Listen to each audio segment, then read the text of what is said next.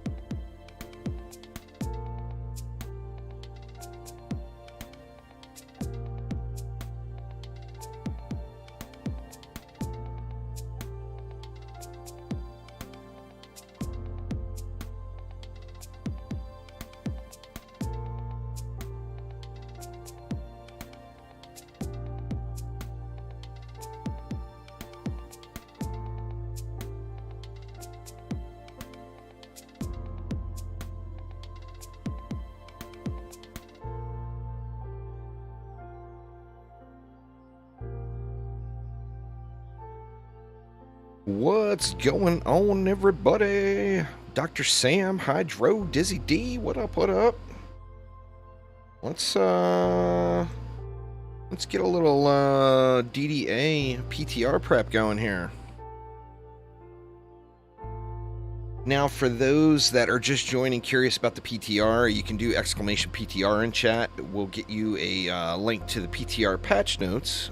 It's expected to arrive Friday. Now, this is not the episode 2 update. This is not a content update. This is the update that's based off of all the surveys. Oops. That's Diablo 3 PTR patch notes. Alright, so never mind.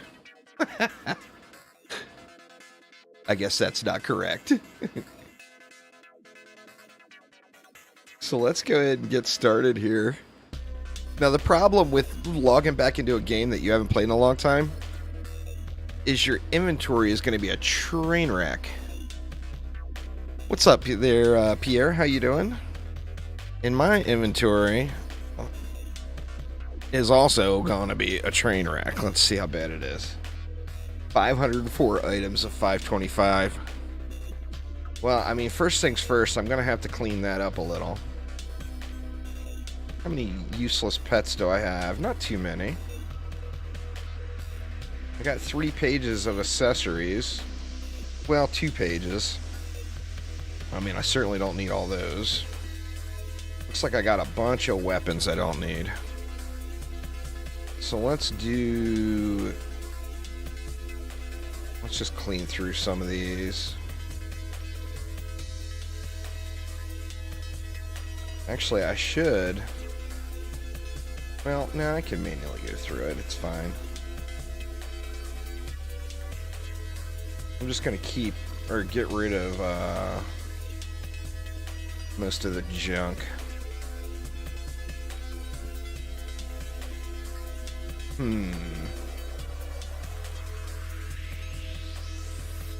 That would actually be slightly better than the one I have now. I guess I'll keep that.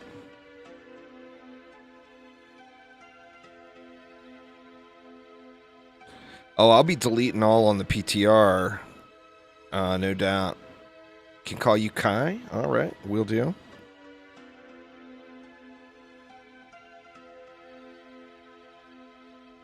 I mean, most of this is just junk, right? Alright, looks like that's all. Let's see, we'll lock them, then we'll unlock them, then we'll sell them. That's only 24 items. That wasn't shit. Alright, here's where my problem is, I think. I got a bunch of stuff that's not...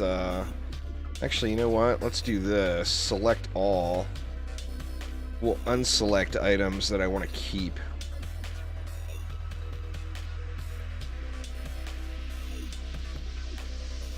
I guess if it doesn't have...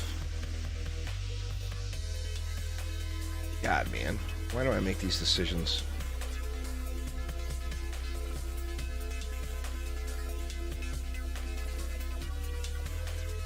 I don't want to look through all that stuff. Let me just sell the stuff that I obviously 100% don't want to deal with at all. And all this stuff I 100% do not want to deal with.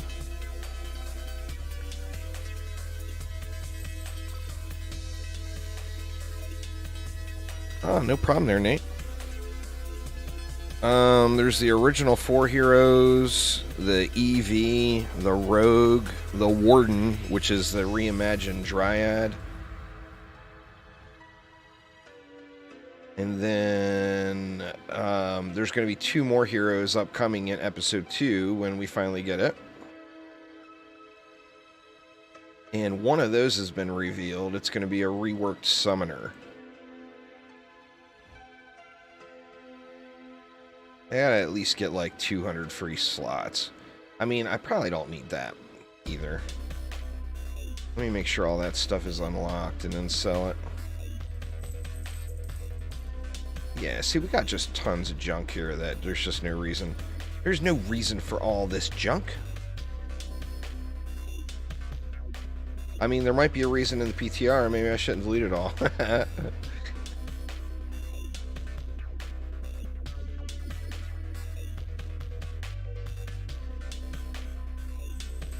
No, next week is not the new character. They've already said multiple times there, Dr. Sam, there is 0 chance that the MU system from DD1 is coming into the game. I mean, it's completely imbalanced. To add in that system, now I like that system, first off. But to add in that system, they would have to completely rebalance the entire game. And it would change the entire game. You know? So they're just not going to be adding that system in. 474, holy shitballs. I better keep that one just for flexage. Alright, there's like 160 slots. Free, that's good enough. So, what defenses do we know are being changed? The spike blockade. Let's see. Where's my boy? There he is. The Red Guardian. Not quite Captain America. So he's just the Red Guardian. I think that was me bashing on the shield throw, saying it wasn't as good. I don't remember. Alright, so here we are set up with a guard set. So I've already got a Harpoon set. A basic Harpoon set. Now, the Spike Blockade, the Slice and Dice, and the Harpoon, and the Bouncer Blockade, the entire kit for the Squire is being changed. The only thing not being changed is what? The bowling balls. Man, I gotta check Nightbot real quick for Twitch. That giveaway is expired, y'all. So I do apologize for all this stuff. Let me turn that off. There we go. It shouldn't spam that at you anymore. I do apologize for that. So yeah, anyway, the entire kit, PTR stands for Public Test Realm. It's basically, there's 2 ways to look at it. I'll give you the fun way and the salty way. The fun way is it gives us an opportunity to look at the game and look at what's coming, give our feedback on it before it actually becomes live, and plus have a little spell on a test server where we have full reign to completely break the game. Like they're telling you break the game, but tell us how you broke it.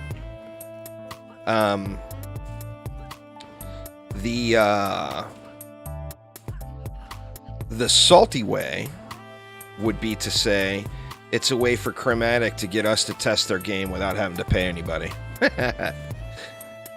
So it depends on how you look at it. Now, I'm a big fan of PTRs. I mean, I play PTRs in a lot of games. Diablo, back in the day, I always played the World of Warcraft PTRs. So I personally like it. I like being able to see what's upcoming and giving my feedback on it. But of course, everybody's got their own opinions in that regard. So do I have any just straight bad pieces here? Power rate. The boots, the guard boots are not great. Rate and fortify. The chest is not great either. What's going on there, Goblin? How you doing? I think that was cool, Tobias, as well. I think that's something that you should put on the next survey that they put out. I don't know. You know, I can't answer their design questions. I don't know what they've got planned. But it's a great idea. And if more people want it, and if more people ask for it, they're gonna look at it, you know? It's all about the numbers with DDA. Goggles, what's up, man? Squire got a bit of a belly. Yeah, Squire's a little thick, but you know. It's because he spends so much time sitting back in the tavern while all the other heroes are out defending. Oh! Got him. But that's why the Squire needs to get buffed. You need to get back into playing this. Wish we could get cross progression is a big thing for everyone. You know, I mean, no one doesn't want that. Alright, so what else is getting changed? We got this character is set for spike blockades and harpoons. Now we got the slice and dice and the bouncer blockade getting changed too, but first off, let's get this set dialed in a little bit better. Like, we got mediocre boots and a mediocre chest. That Arcanist helm too is not fantastic. It's not terrible, but it's not fantastic. Do I have a better Arcanist helm, I wonder? Fort power range, doesn't look like it. Range and rate, power fort. So I don't have a better Arcanist helm for him. But let's see, what are chest and boots? Where do guard, chest, and boots drop? Good lord, it's been too long. I'm gonna have to look on the that pinned comment in Discord. Let's see. Chest would be Gardens.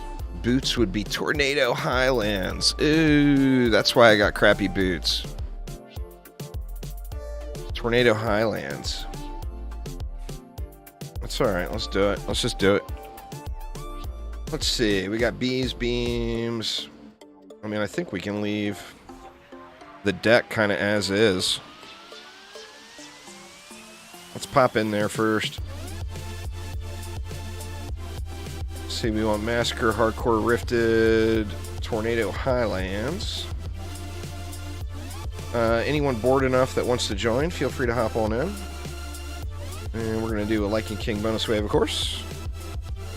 What's going on there? Hollow Sanity. I almost called you Ravix.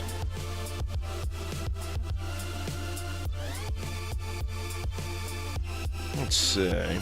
Now if I can only remember how I used to build this map.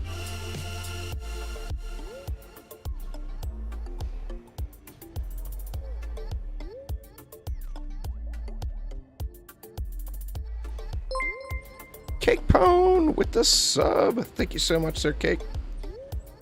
Appreciate it a ton. Let's see. What else we got in the deck? We got a Huntress. Let's get some Splody Splodes in here.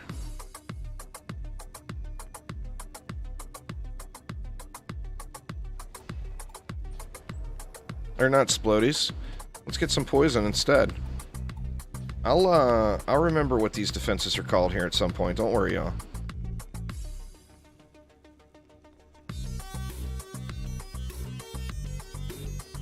I'm just kind of playing around, to be honest with you. I've got one of the struggles with playing Dungeon Defenders games when you really are going to grind them out is you run out of things to do in all of the games.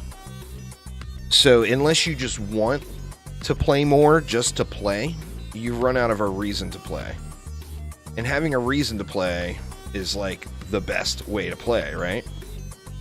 So any reason I get to play a Dungeon Defenders game, I usually play it.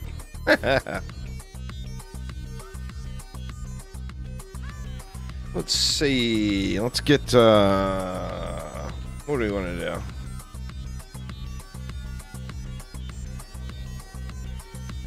We'll throw some wisps in here. Imagine that. Trying something new and creative. Not really. I can't remember how many we can fit. What's that leave me? Actually, leaves me a ton of DU. And we'll go with a little boosty boy here.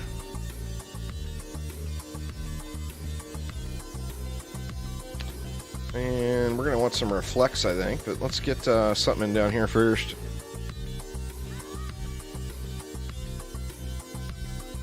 But what I'm looking for on this particular map is a better pair of boots, guard boots for my squire.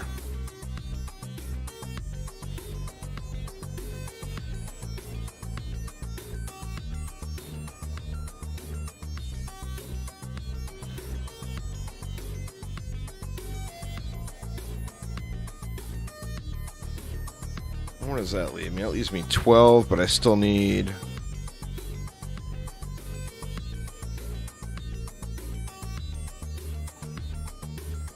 That leaves me 9, so I got extra. I guess we'll just be generous with the reflect beams. A little generosity goes a long way.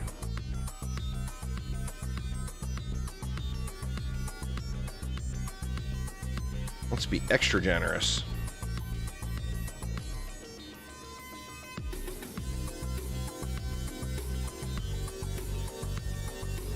Even more so. We get any more generous, jeez.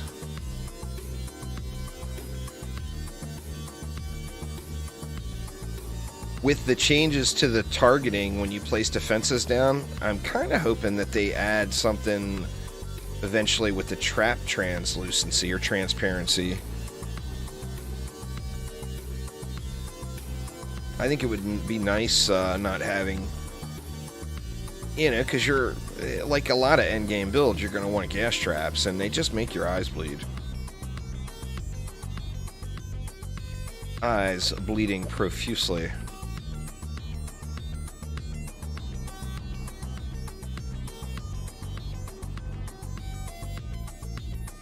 Alright, who do we want to DPS on? I guess we can just stay on the monk.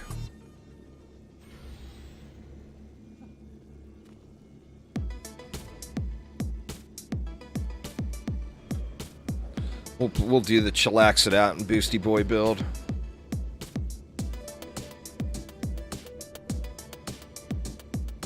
I'm very curious to see what this change does for Sirens. And you know that a boost build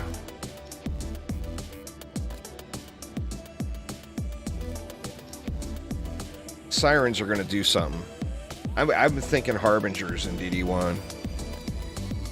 What is better, DD2 or DDA? That would be a large matter of opinion. DD2 currently has more things to do, but DD2 is at the end or towards the end of its development life, where DDA has a whole future ahead of it. Where, I mean, DD2 is not done, don't get me wrong. They still got Chaos 10 coming. But they have freely admitted that it's becoming tougher and tougher to update the game. And it's time that players' expectations become realistic for what's to come with DD2. Yeah, the smart upgrading is huge. I mean, that's something that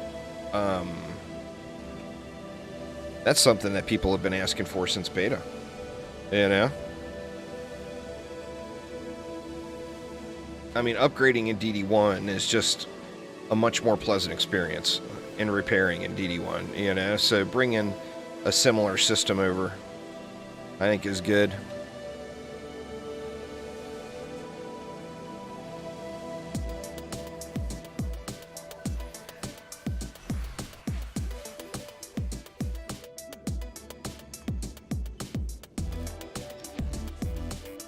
Oh yeah, controllers plus R stacks, no doubt. I mean, that will be game-changing for console players, you know? I mean, although it's a great quality of life for all players, for console or controller players particularly, that's just huge.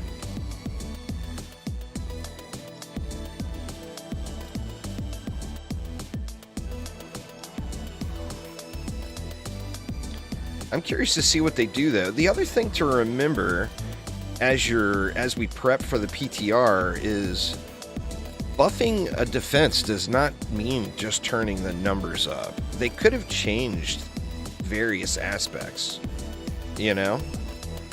Like giving a defense more range or giving it a greater fire rate. There's a lot of things that could have been changed. So we, you know, even doing any sort of prep work for something to come that is completely unknown is just a guess, you know? We don't know what's going to... Oh, there's Aramir. I didn't even notice until I saw the hat on the hat. You know, it's just a guess of what's to come.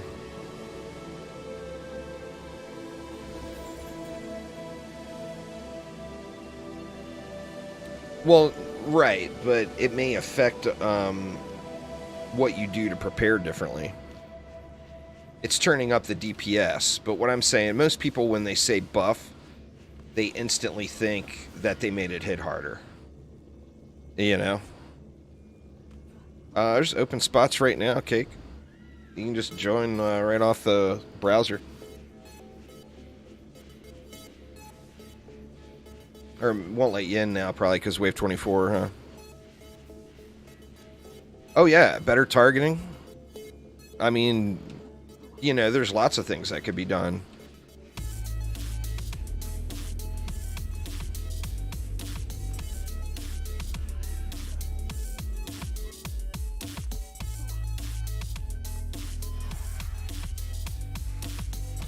I think a part of that, too, is the target acquisition, you know? It's not just the targeting itself, but how it goes from target to target. Where, like, DD1, it was like, bam.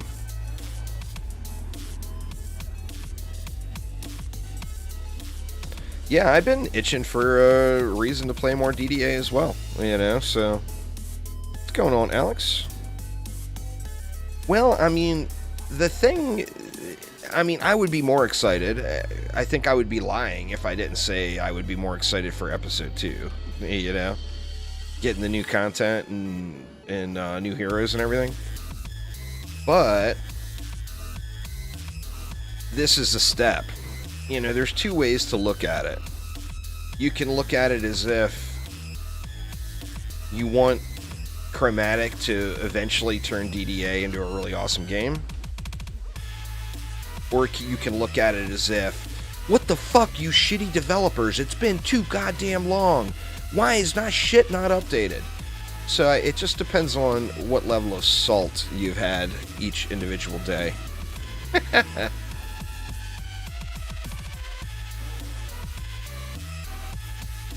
You know, so you pick your poison there.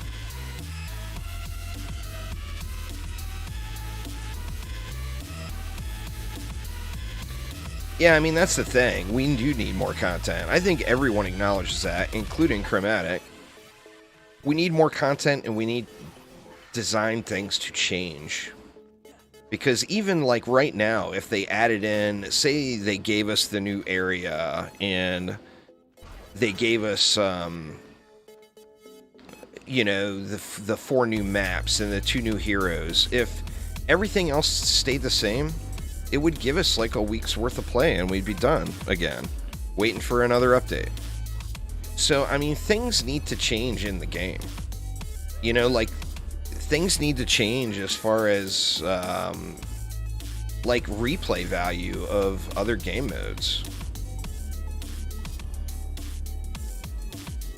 You know, like, Rifted mode full-on makes all other game modes irrelevant. And you could say, oh, well, you know, what about non-rifted pets? Or what about accessories? It's like, well, you get all that stuff in Rift mode, too. So, I mean, I don't know what the answer is there. But you can't make 90% of the game's content irrelevant. If you do, you just completely ruin the replay value of the game, you know? And that, sadly, is one of the side effects from Rifted mode. It's what Rifted mode did. So, you know, there's got to be reasons to do the challenges. There's got to be reasons to play non-Rifted mode.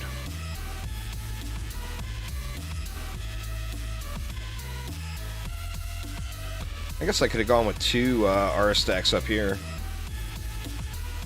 I mean, I ended up wasting a bazillion DU on reflect beams anyway. But I guess it doesn't really matter either. Everything is dying.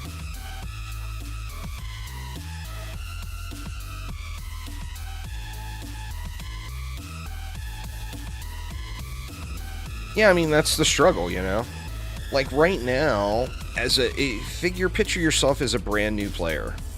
Right now, if you're a brand new player and you just started playing DDA and all this information is already out about the game.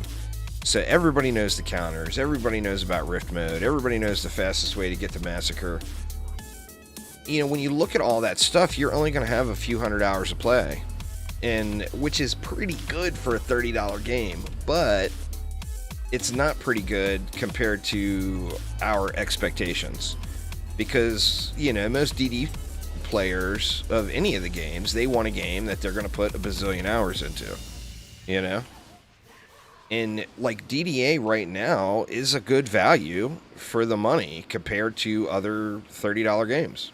It really is. But we want more, you know? The runes they will add, but it also depends on how it's doing. Sorry, done it. Let me get you guys a good link for that PTR command here. Or Dizzy, can you put the actual patch notes link in? I'll try to get that command disabled in Nightbot. I thought I had changed it, but I didn't. Well, see, that's the thing, is will it? Like, you can look at,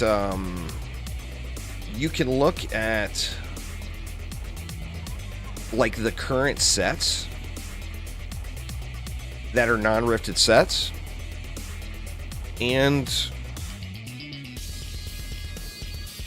the rift sets are just better. Fusion sets are better.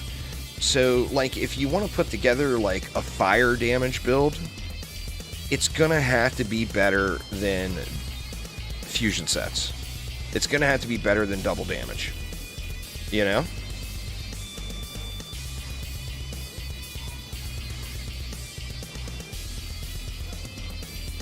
God, man, I keep hitting the wrong buttons. Keep forgetting I haven't changed my my keybinds. I'm using default keybinds right now.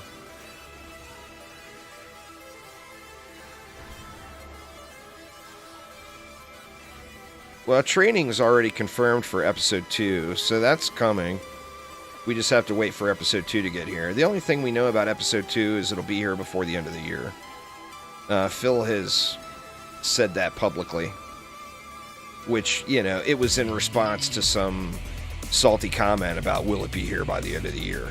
So, I mean, hopefully it's here a hell of a lot sooner than that, and that was just Phil being a smartass, you know?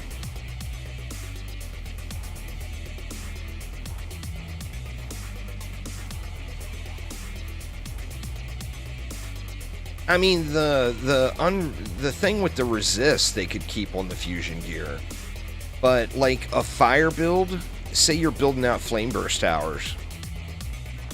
For a fire build to be better than fusion gear, then it's going to have to do more than double damage, or it's just not going to be better. But if if a proper fire build was able to put out more than the fusion gear double damage, and to top it all off, if those sets only dropped in non-rifted mode, then we would have a reason to do non-rifted mode, is the thing, you know? I mean, I am getting owned.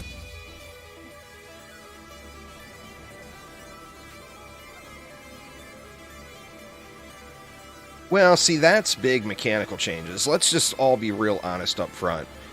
Chromatic's working on going rogue. 90% of the staff... Now, this is my assumption.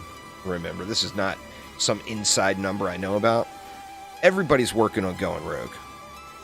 There's a few people working on DDA. There's a few people working on DD2. Everybody else is on going rogue.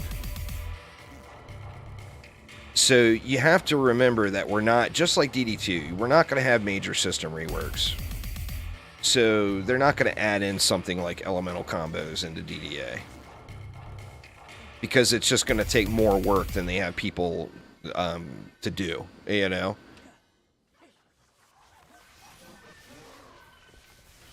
Now, like I said, I don't know that, but I'd sure as hell get the assumption of that, considering it's been a year since we've had an update, you know? I mean, and it's going to be over a year since we had a content update. So you got, I mean, I'm not going to sit here and blow a bunch of smoke up everybody's butt and say everything is fine and peachy, because we know that's not the case. But just trying to look at it in a positive manner, there is good things to come. It's going to take a long time to get them. You know? Well, the problem is going rogue is not a Dungeon Defenders game in 2 Dungeon Defenders players. Oop. I'm sitting here upgrading the map server.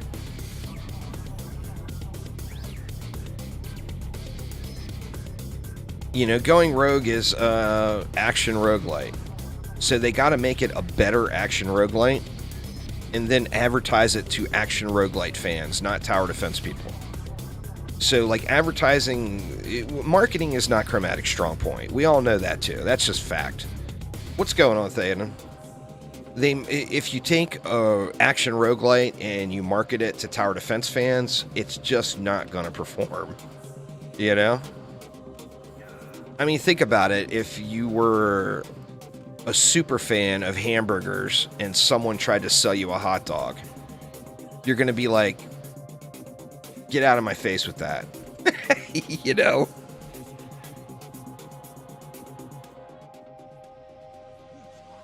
That's the basic problem. Oop. That's the basic problem with going rogue right now. So, I mean, there's nothing wrong with them making it a great roguelite game and marketing it to roguelite fans, you know? Tall Kid, thank you so much for the sub, man. I do appreciate it. You know, there is certainly nothing wrong with that at all. Let's go double our stacks this time.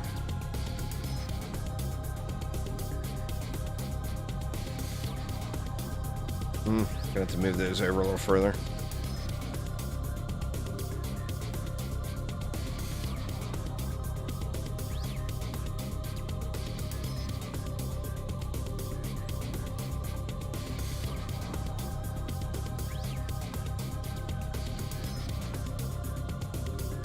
I moved them over too far, didn't I?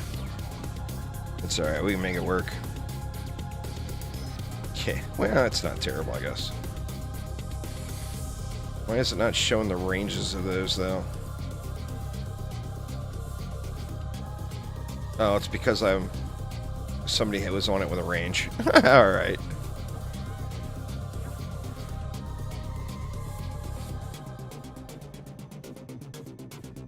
I mean, going rogue is fun. It's just, it's not a ton there.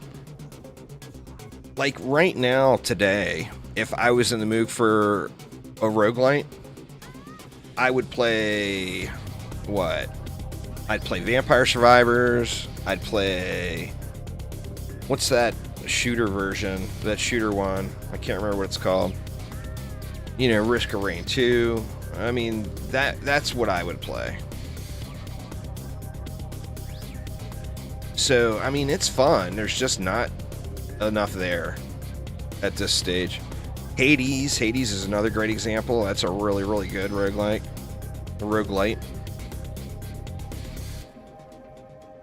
20 Minutes Till Dawn's a good one. I mean, there's plenty of choices. There's lots of really good roguelite games. And you know what? Well, with the exception of Hades, I think, but like 20 Minutes Till Dawn and Vampire Survivors, having a much more kind of refined game design, look at how many updates get put out. You know?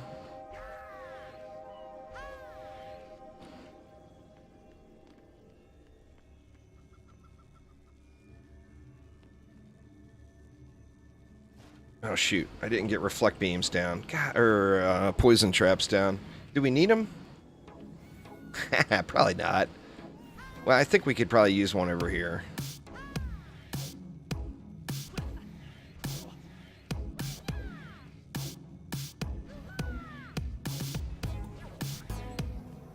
Yeah, 20 Minutes just got a new character. I mean, those games are pumping updates out. And it's because they've got a much more defined design plan. You know, obviously with like the pixel graphics, it makes the artwork much faster to do. What's the shooter one I'm thinking of, though? God dang it, I always forget the name of it.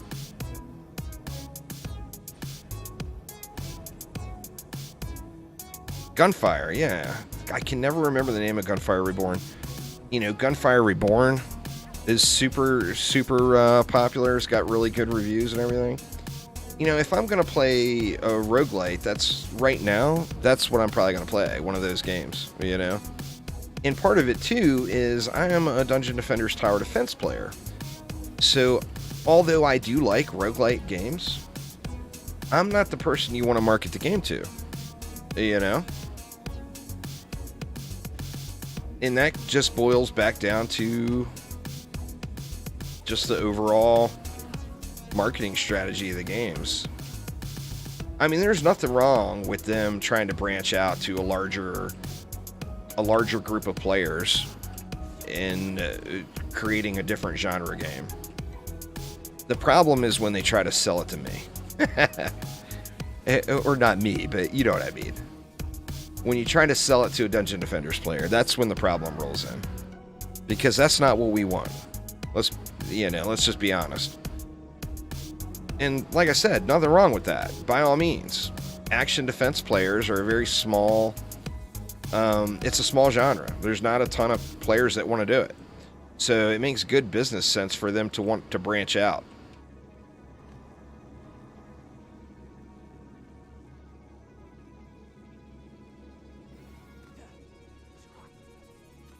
Well, they're definitely not looking for an ARPG fan base.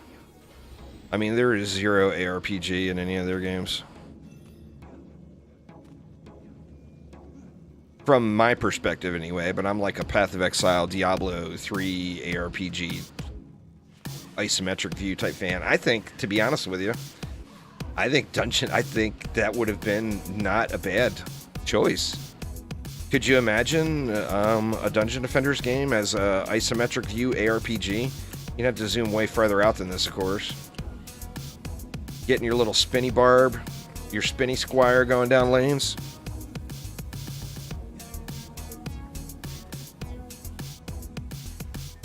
World of Tanks DDA crossover. That would probably be the most unlikely thing of anything.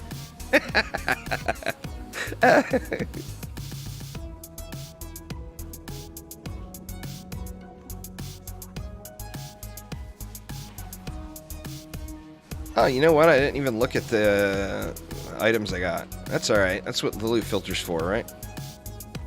We'll check after 2 runs here.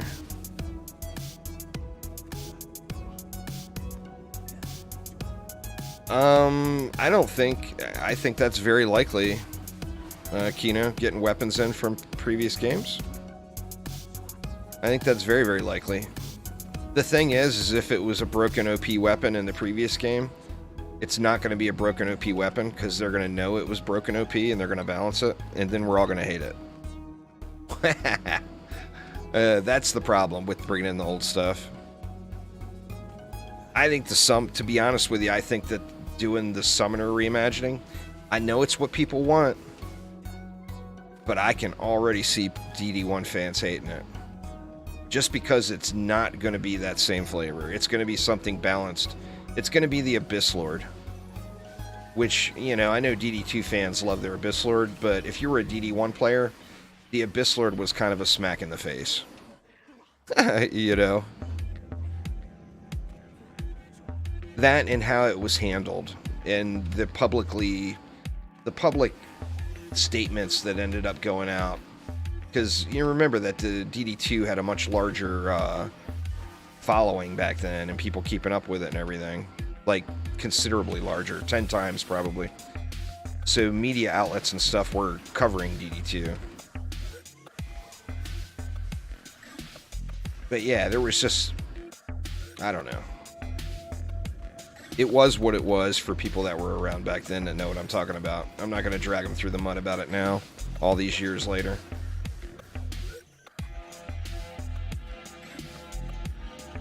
Alright. I'm like, why's the chest here? I forgot we get one of those every wave here, huh? Why we got this chest over here?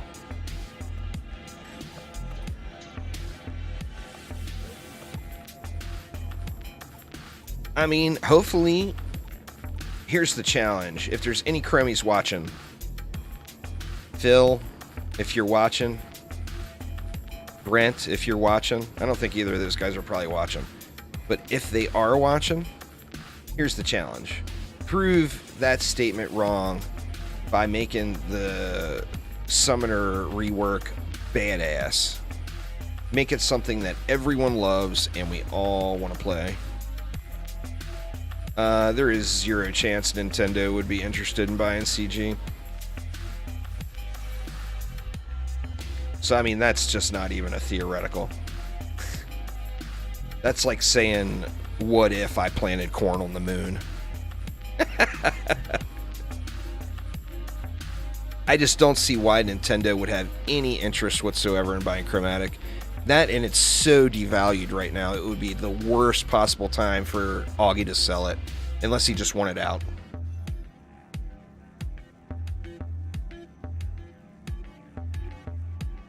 No, I mean IRL reigning elementalists. I'm not talking about digital corn in a game. What's up, Michael? How you doing? We ain't talking no digital corn over here. We talking the real stuff. So, I mean, like I said, I don't want to sit here and beat up on them the whole time because I really am hoping that they do good and make all the Dungeon Defenders games better than they are today. But I'm just as salty as the rest of you, I assure you. Salty, salty, salty. Now, I'm not going to turn my day into a salt shaker, though.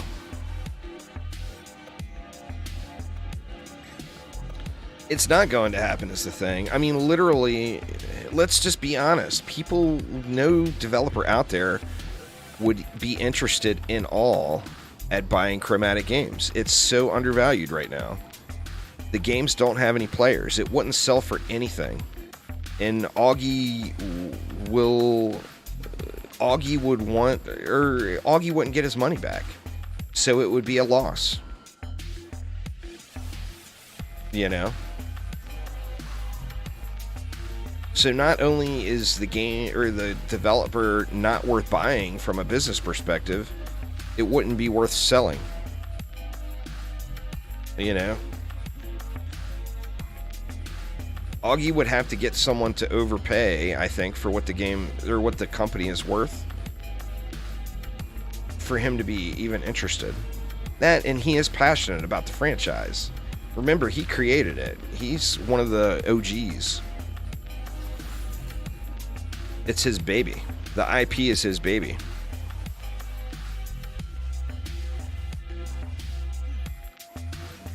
What's going on there, Harrison? How you doing?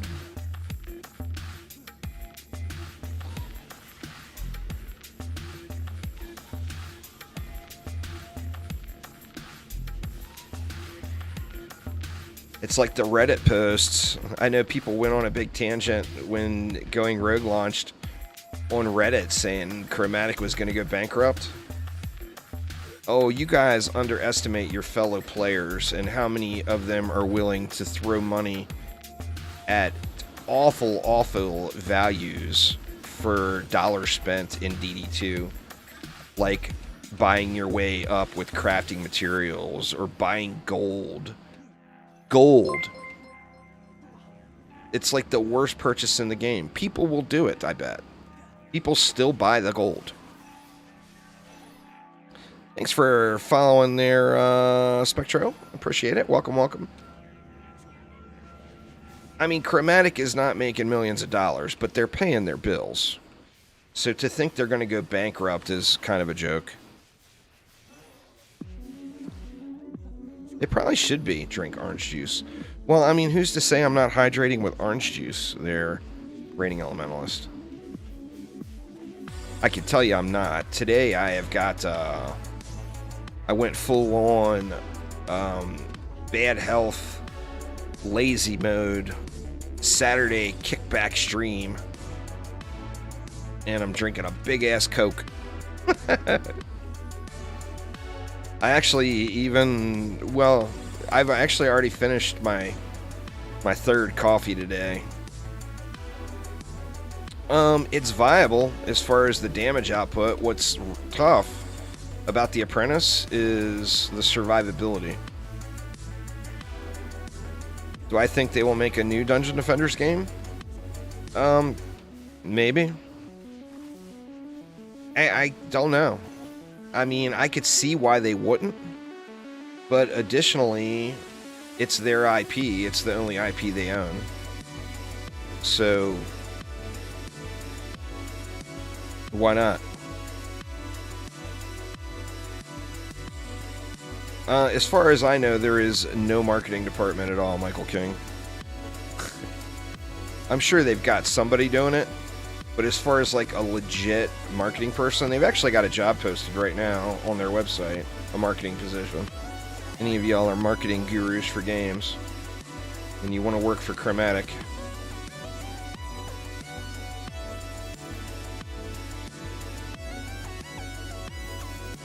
They are a bunch of game developers. They are not marketing folks at all. Now, I don't want to discredit anyone, but as far as I know, the last real, actual marketing person that they had in a marketing position was way back many years ago with Phil, the old Phil, in Dungeon Defenders. Phil Asher. And he left for Warframe. And he actually just left Warframe like in a few weeks ago. I can't remember where it is he's working for now, but he got a bigger position.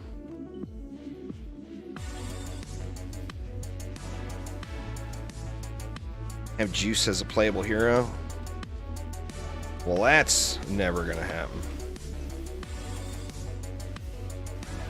You guys also underestimate how much my salty comments and remarks that I make constantly pisses off Chromatic employees. Don't underestimate my value to piss them all off. They're Reigning Elementalists, which I assure you I have done hundreds of times. There's no real views, though. The thing with streaming Dungeon Defenders and Dungeon Defenders 2 is it's mostly the same small group of viewers. It's not like bringing new players into the game.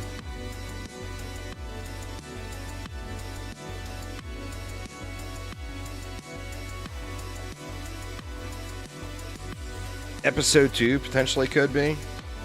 People that want to see DDA grow, I can tell you got to get on Steam and give game reviews. If you want to see the game grow, you got to leave them game reviews, because although like Steam reviews are a complete joke, so many people read through them and look at that as that's real. They did with DD1, and they did really, really well. That's why it's kind of mind-boggling that they never have again. Mega Rocket got into mobile. The original Dungeon Defenders game was on mobile. Not necessarily by choice. That's a whole different conversation. But yeah, their OG DD game was on mobile. Dungeon Defenders Eternity was on mobile as well. I used to multi-box Dungeon Defenders Eternity back in its brief window of glory, which was short, between my PC and my my tablet. I would, because it had crossplay. I mean the Steam reviews and the Steam numbers. The problem is it goes both ways. DD2 has an enormous amount of fake Steam reviews because some of the diehard DD2 fans are getting on there and placing a bunch of bullshit duplicate reviews, which are clearly really bad dupes. There's one on there that's up like 3 times, and it's basically the exact same paragraph from 3 different users, with like 1 or 2 words changed. So it goes both ways, you know?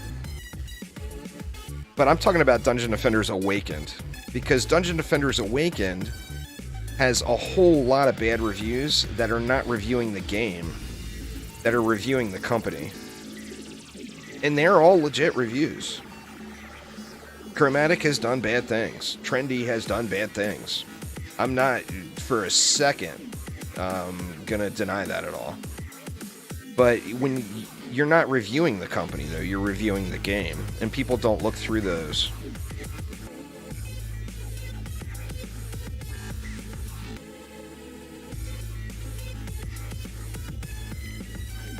Alright, let's pop out and see what kind of loot we got.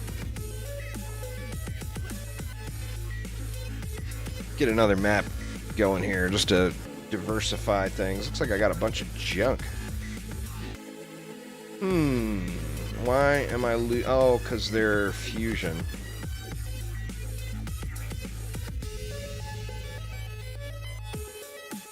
Alright, so we got some junk boots. We got a headpiece that we would never possibly want to use. Junk pet. Junk accessory. Power and range. Really low roll on it.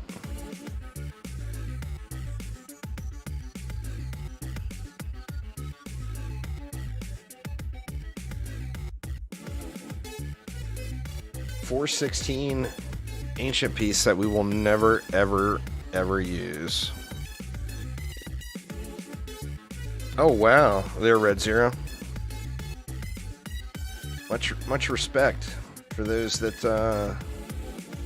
oh wow, look at that one. All the high rolls always have crap stats on them.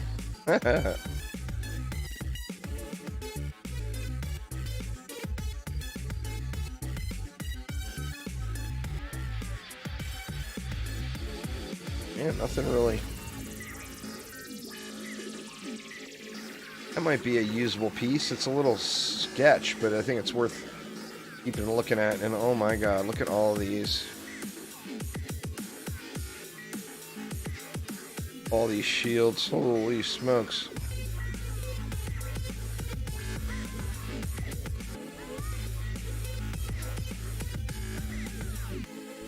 Get rid of all that crap. It's up to you. There, Zinjira, if you're having fun, you should play. If you're not having fun, you shouldn't. Kind of You know? How else could you put it? If you're having good times, then hell yeah, you should play. If you're not, then you probably shouldn't. See, gardens was another one we wanted. Let's do a few of those. Like and King bonus waves, of course.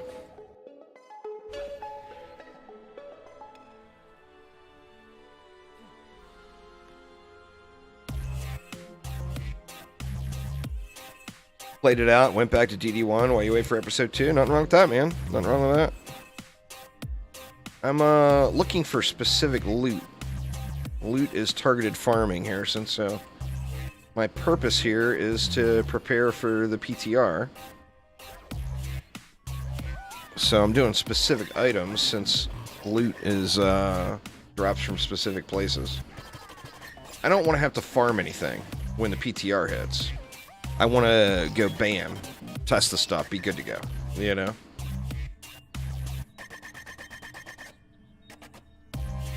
I feel like that's kind of sketch placement, but let's take a look. Not terrible.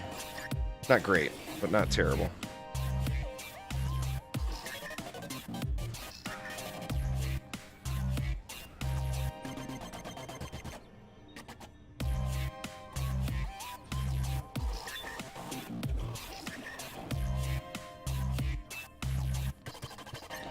You and a bazillion other people, too. There, Obs.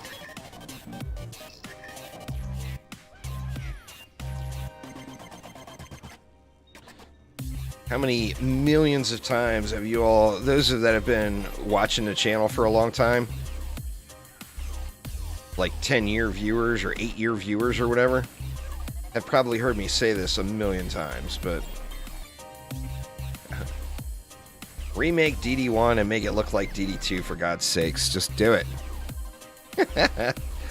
Why on earth is that not what you're doing? I've said that so many times. I said that with DD2. Like, give us DD1 gameplay, but make it look like DD2. You know? Make it run on current gen consoles. How glorious would that be?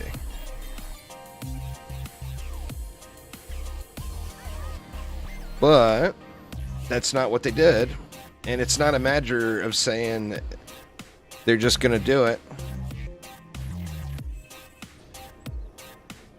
because it would take years of work, and it's a funding thing. I'm not sure how many we want to put here. I don't remember the builds, so I'm just kind of spamming stuff.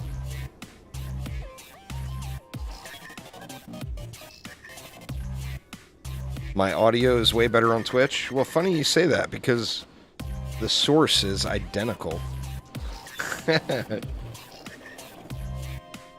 I think maybe, I mean, the video quality is way higher on YouTube. So, not really sure why the audio quality would be better on Twitch,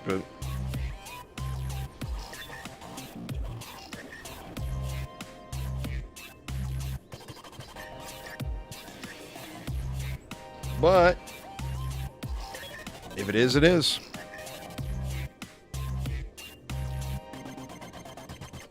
Oops, I should probably actually get on an EV2 before I place reflect beam, so.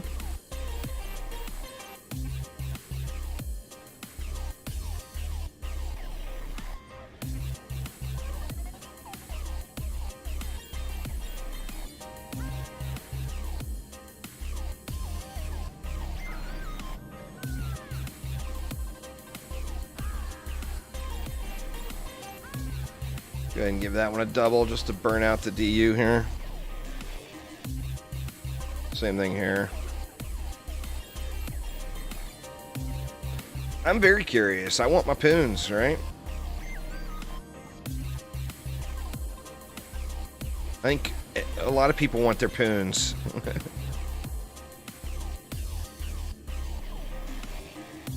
Oh, did I say EV2? Old habits. Old habits die hard there, Dizzy.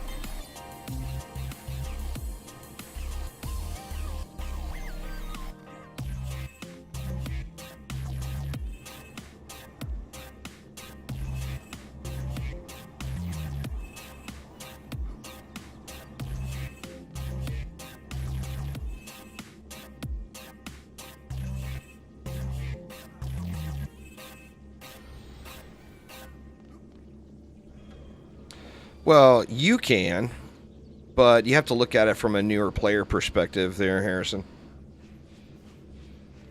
A brand new player would struggle with that, you know? A veteran player,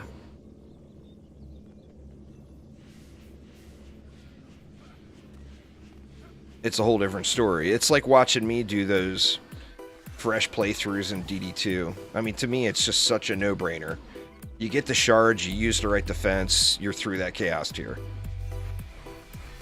But new players watch those videos and say, oh, well, it don't work like that for me. It's like, well, because you didn't do the same thing. If you do the same thing and you're using the same shards, it will work for you.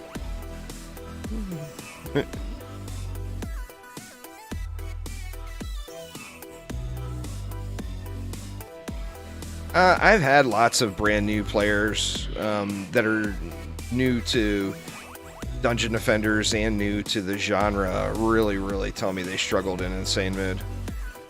It's just because it's not as much of a no-brainer for them.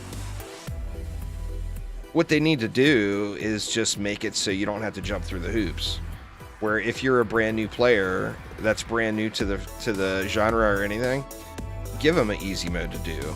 But for someone like me or someone like you, we got to jump through hoops to get to Insane Mode to start, you know?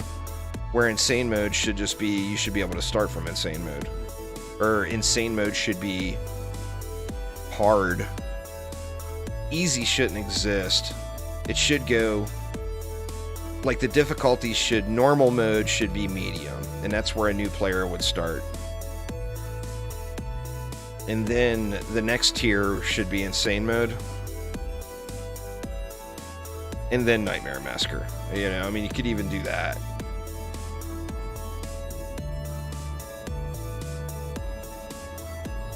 I would say you could even get rid of Nightmare and just go straight to Massacre, but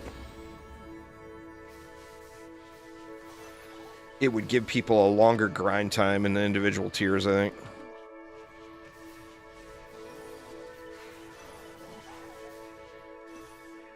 Well, remember too, when you played DD1, the content was tiered. Like, if you were a old DD1 player, like when you were a kid, or just whenever, like I wasn't a kid, I was a grown-ass man playing DD1. But back in that time era, we didn't have Nightmare Mode right out of the gates. We didn't have the higher difficulties right out of the gates.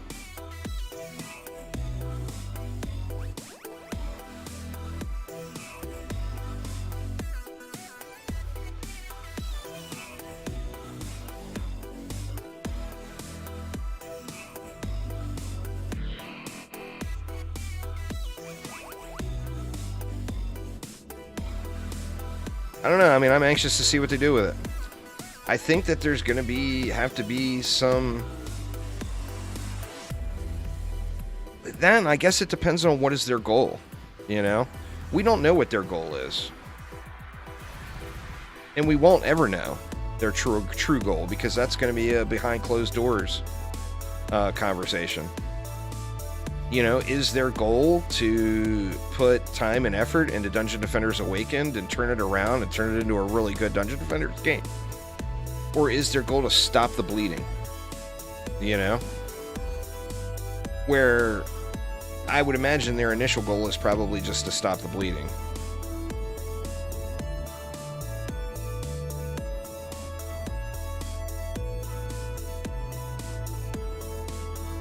I mean, once again, it comes back around to going rogue. I mean, we know that they're putting a lot of dev time into going rogue.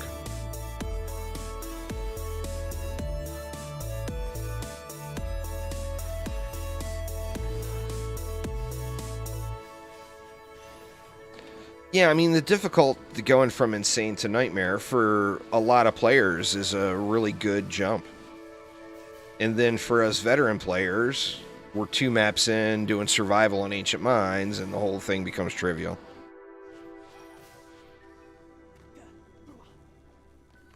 Why is going rogue a thing? Well, I mean, they want to reach out to a larger player base.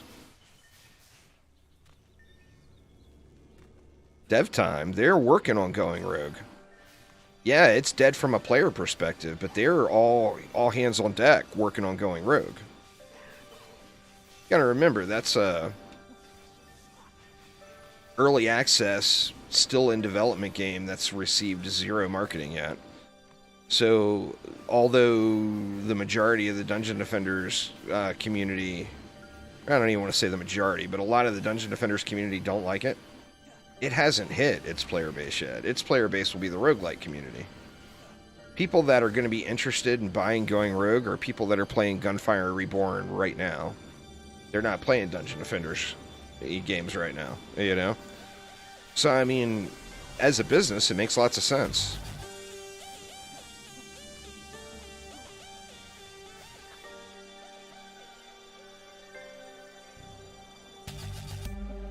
Now, if they can just stop copying all the content and assets into every game they make, and they can do something new and exciting with a future game, then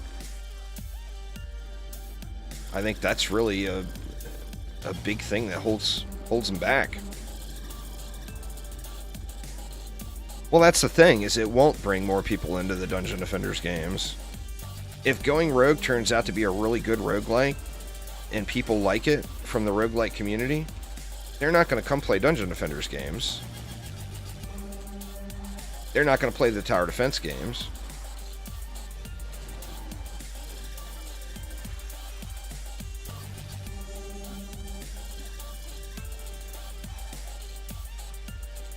I mean, it might get 1 or 2, but it's not going to be...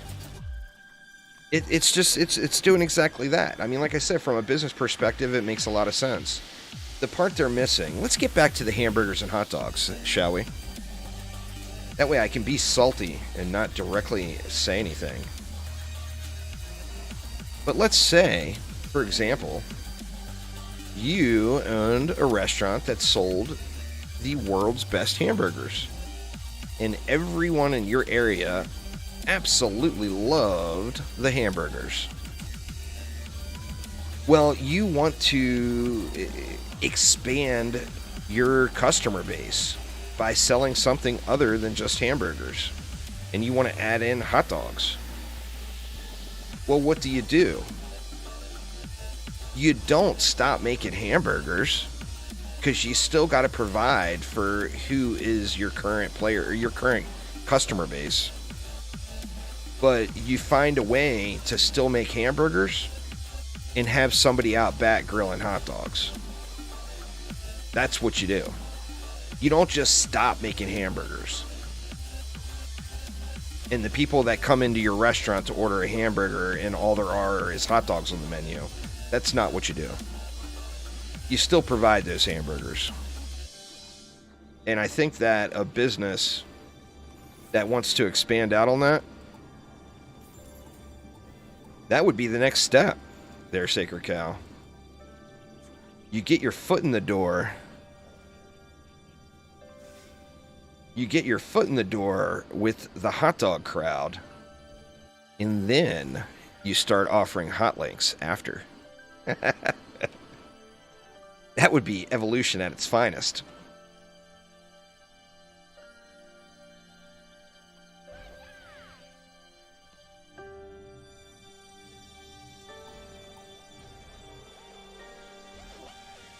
Now, I'm not saying that's what they're doing.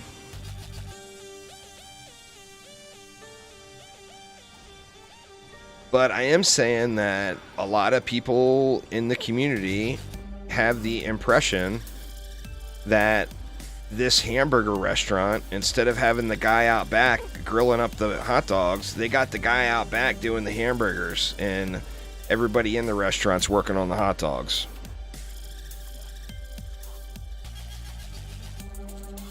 That's what I'm saying.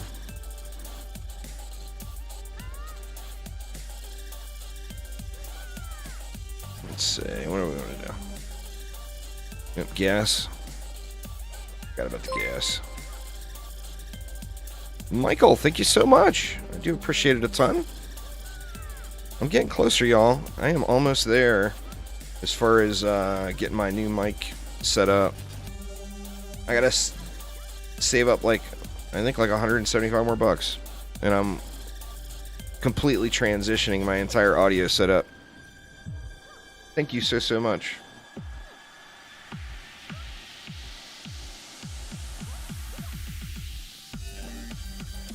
What do we want to do? Well, wisps, that's right.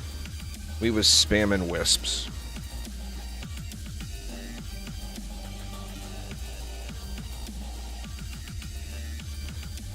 Well, that's what we're going to have to wait and see, Kraken.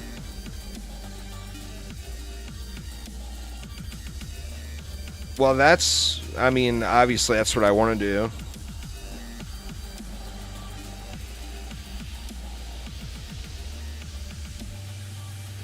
Is go with the Go XLR setup. It's good, good stuff.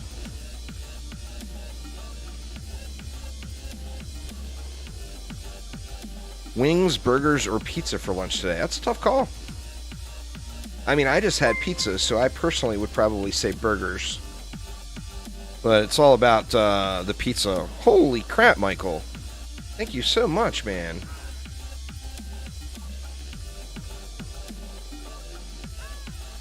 Thanks an absolute ton. Nothing wrong with that, man. That's one thing I miss. That's one of the things about living in Vegas is there's very good, authentic Mexican food. And man, they just don't have it up here. Living so far up north, there's no good. Like, there's no good carne asada tacos. That just isn't a thing around here. You ask somebody for a taco around this place, it's going to come out like Taco Bell. And we all know, those of you that know how criminal that is. I live up by Spokane, Washington. I live way up north. We just don't have good Mexican food. I mean, and I've had good Mexican food is the problem. Now, if you haven't had good Mexican food, there's plenty of places to eat around here you'd be super happy with. But if you have had good Mexican food, bad Mexican food is bad then, you know?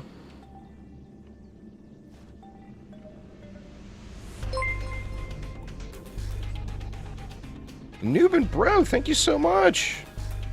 Holy crap, man. I am really close now.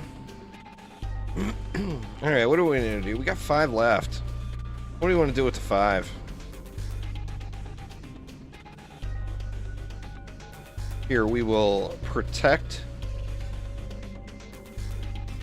this fountain that has no water coming out of it with an enormous reflect beam setup.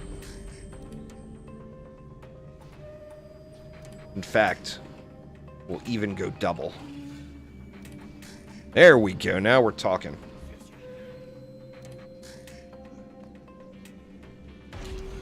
Sorry, y'all. These guys sitting in the map are like, Jesus, hit G for God's sakes.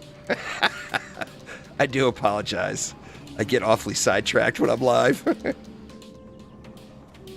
Just build the shit and shut up.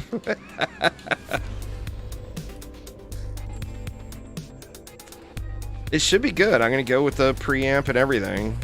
So it's one thing I've never had. I've always, the life of my channel, I've always had a USB mic plugged into my PC. And I've, you know, if you go back and look at the videos like 5 years ago, obviously I had really crappy USB mics plugged into my PC back then. I've got a much better mic now, but it's still not the ideal setup. Airman is here to steal the RNG. Well, I mean, it just happens, right?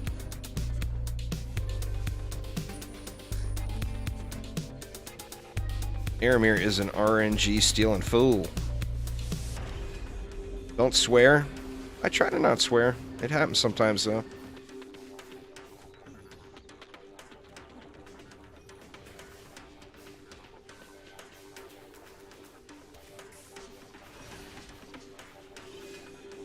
Only borrowing it for a little bit. I don't know, Aramir. A little bit is up. It's way past a little bit now. Get it back in episode 5. Oh, man.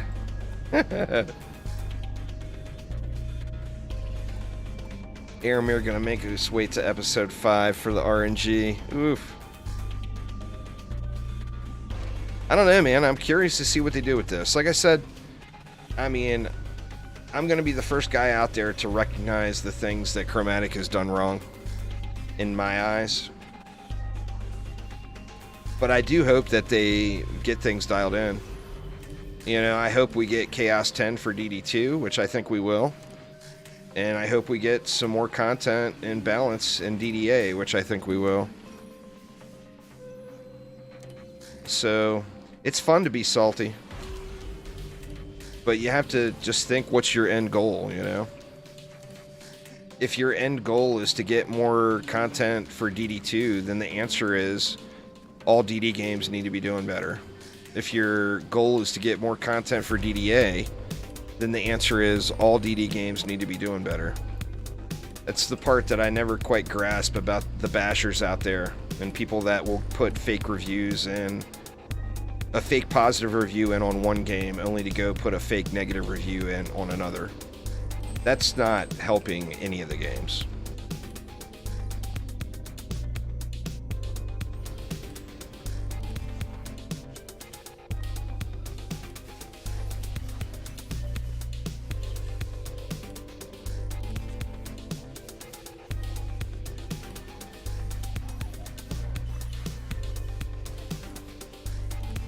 I wouldn't be surprised if we saw something like that, Zifla. Jin or Sharkin. I mean, they're so the iconic enemies. I mean, we kind of got the... kind of not really got a Jin with the Genie King fight.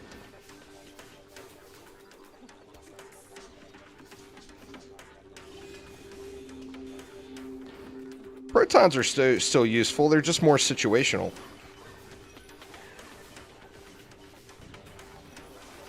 You can't go protons only because you need a ranged defense out there where you can go protons only early. But protons are still really good to add on to a wall area or somewhere for boss damage. I mean, if you're using walls, protons are going to be really good at the wall. It's just going to be a lot of damage output right at the wall. But they just become way more situational where super early game they're so meta. You know? Don't explode me, bro. We got s'mores and 9 toes here. Yeah, it's the when you're brand new, level 0, just starting the game. It's the best thing in the game. Protons are beast. And they're still beast later on. But we get mobs that will suck them up like a vacuum cleaner. And they're not a ranged defense. So that's where it has its limitations. And the enemy's move speeds too. You gotta have, I mean, crowd control with protons becomes more and more necessary, you know?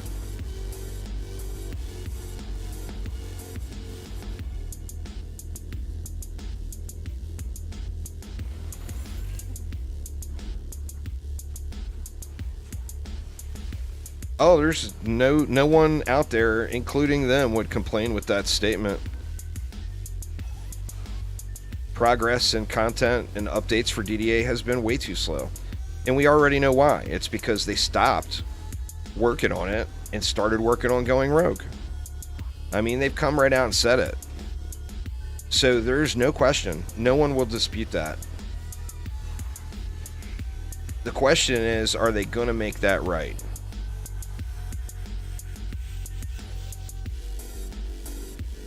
Oh, that's right. TennoCon's going right now, huh? You know, I didn't do that this year. I kind of wanted to. but I didn't end up doing the digital TennoCon package. I mean, I would love to go to it, but are you at TennoCon or are you watching the digital thing? Man, if you're at TennoCon, that's super lucky.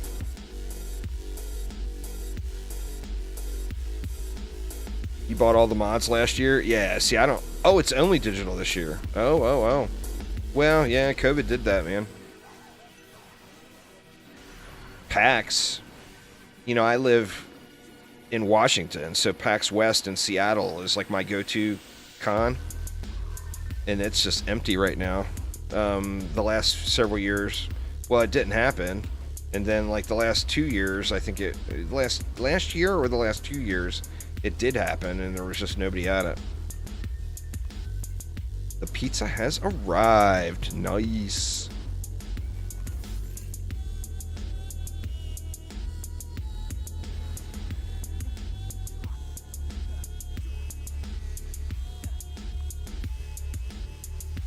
Oh, you are 100% not the only one. Venenir. Like I said, no one, even people that are big fanboys over DDA and are excited about the future of it, would not disagree with you.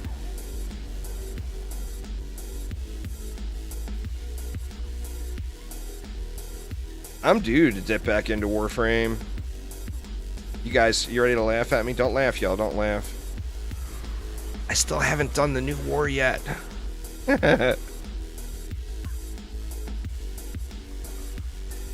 Oh no, that sucks talking. Hopefully he is gonna be okay.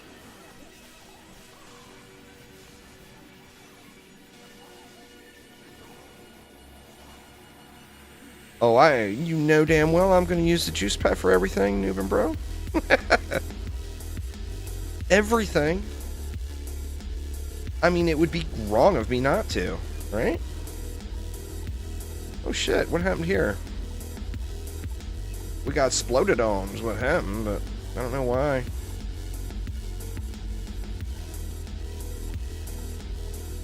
Ogre through from underneath.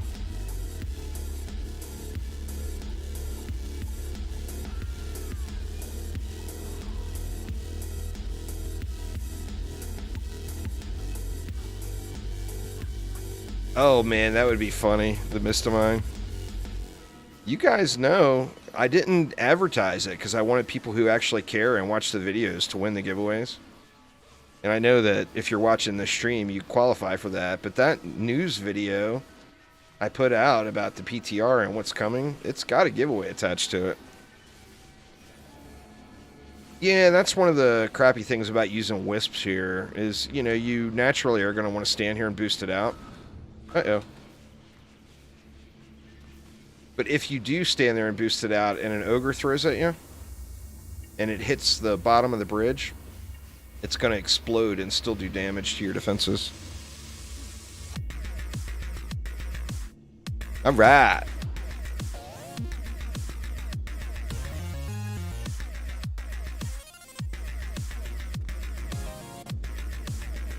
All right, y'all, I'm going to head back to Tavern here.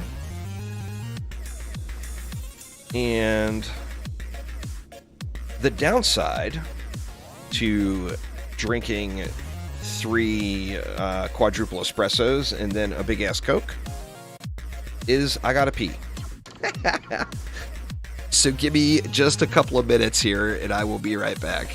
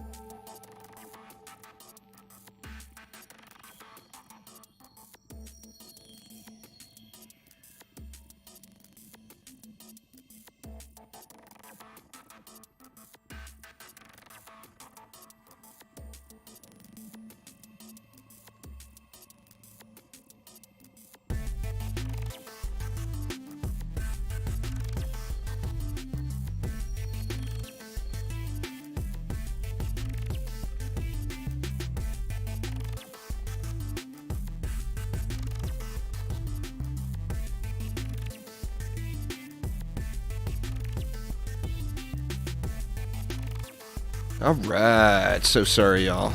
I poured myself another Coke while I was at it too. I figure if I'm gonna drink the Coke, I might as well drink the Coke, right?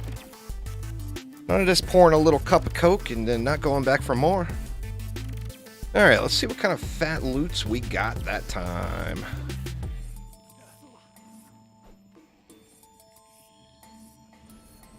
Oh, RNG, how I love you so. We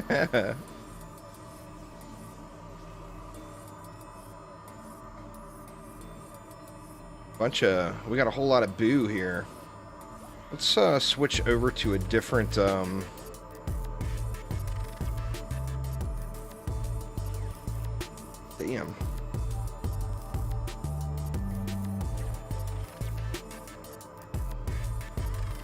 Not one good item. Wow.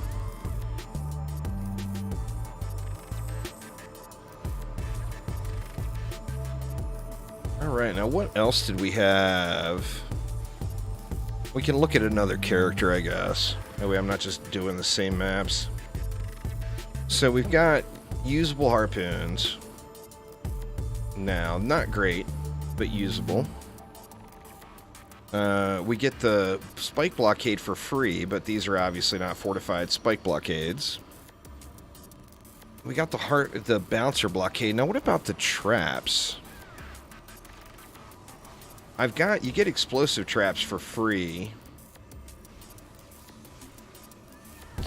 with the Arcanist set, but I think these are all set into range. Or no, these are power. Still heavy into range, but that's fine.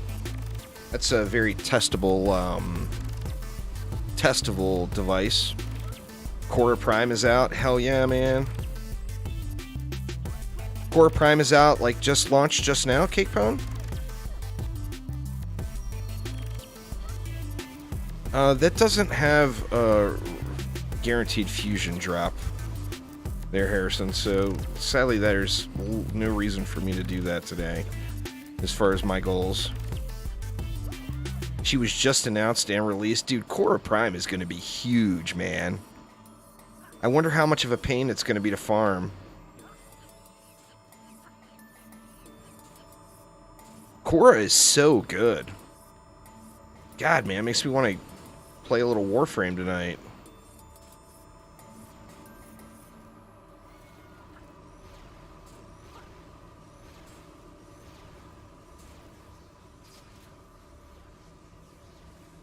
Cora Beast Mode Steel Path build incoming, right? Because Cora's a wrecking crew in Steel Path now. Oh, that was probably smart. I probably have a ton of Steel Essence sitting too, Zifla. And you know what else I have sitting? That Cora may end up being a good use for, Cora Prime that is I got a whole lot of Umbral Forma sitting. Umbral Forma. I think I got like 5 of them sitting. Well, I mean, that's a whole lot for me. There was just another alert for an Umbral Forma too. Alright, let's do... There's an in-game event soon as well. Nice! Well, I mean, you would expect it. Let's do an Endless Spires. You would expect an in-game event.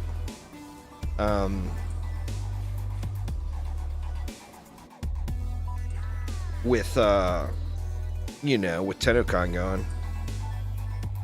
Yeah, and you can get the packs with standing from Syndicate. I think I may have blown a bunch of my Syndicate standing the last time I played. I'm not sure. I'm going to have to look and see where I'm at there. I had a friend that needed a bunch of the Syndicate pieces.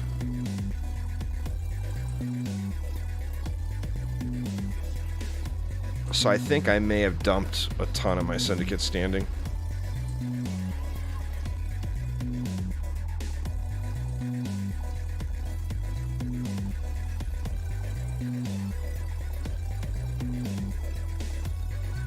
But yeah, man, I gotta get in. I gotta get in and have me some fun. Warframe's a good game. Another thing that makes Warframe such a good game is it's a very easy to pick up and put down. You know, you can take a break from Warframe for a year and come back and you don't feel like you missed a beat. And, like, have a lot of fun with the game for, you know, a few weeks or whatever. And then take another year off. And come back, you don't feel like you missed a beat. Like, you come back, you've got a defined list of things to do. What's Warframe? Really, man? Warframe's probably one of the best free-to-play games available on PC. I mean, if you were to say, not including Dota, but if you didn't include Dota 2 and you were to say what's the best free-to-play game on Steam, I think Warframe and PoE would come into the conversation for a lot of people.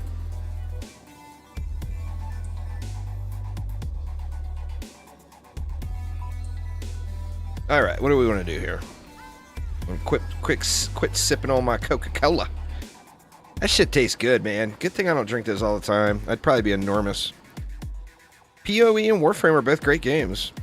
I actually debated on doing... I never started this league in PoE because at Reddit league start, people were bashing the league, so I didn't play. But I know there's a new league starting, like in... what, August? Beginning of August or whatever? But I almost dipped in and had got a league start. I figured starting this late in the league, I'd be able to put a full set of gear together super cheap because everything is going to cost like peanuts now, right?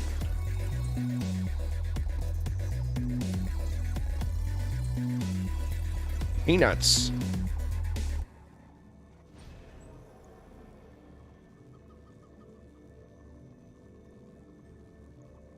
Well, I mean, DDA is like DD1. It's about the chase. That's where, you know, DD2, a lot of people want DD2 and DDA, for that matter, to become more of a shooter type game. But that's not the game. The game is about collecting. Oop, out of DU. Did I put a buff beam up here already? I didn't. Alright, we're gonna have to sell something. Let's get rid of that and that. So, right now, no, I'm not having any fun. But if I find a badass piece, yeah, I'm going to be having a whole lot more fun.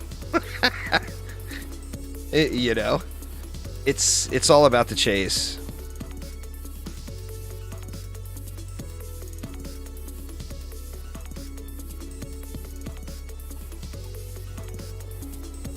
No fun right now at all, because RNG hates me. I feel like we can ignore famous last words.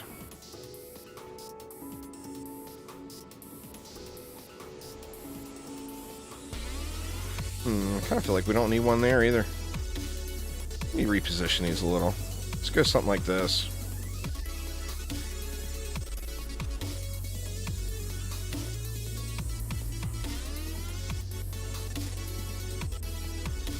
I think that will more than cover our reflecting needs. As long as nobody stands on this and an ogre spawns from up there.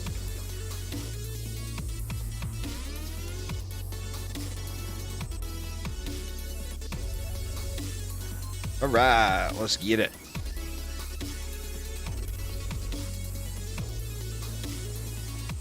Well, see, that's a topic that's been in existence since the dawn of Dungeon Defenders games, Newman Bro. And it's something they have fought the whole time, because even though the majority of players end up treating Dungeon Defenders games as an AFK game, I mean, every endgame player does. You know? In any of the games. There's going to be a lot of AFK time. There just is. And although we end up treating the game like that, that's not necessarily what they wanted the game to be.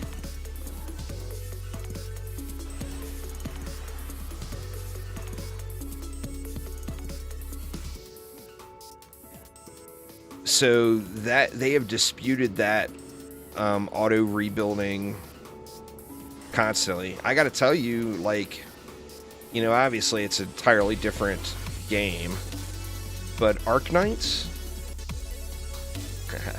it's a really, really good mobile tower defense game. if anyone wants a game that's a gacha game, so it's free to play, but it's all about strategy, you can complete the entirety of the game without ever spending any money in the game. Not one penny.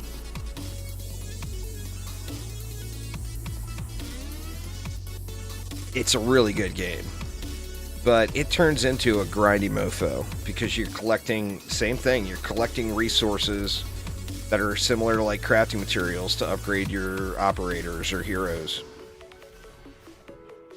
And they've got an auto run system.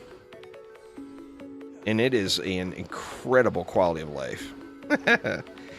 In fact, I log many, many hours because of it.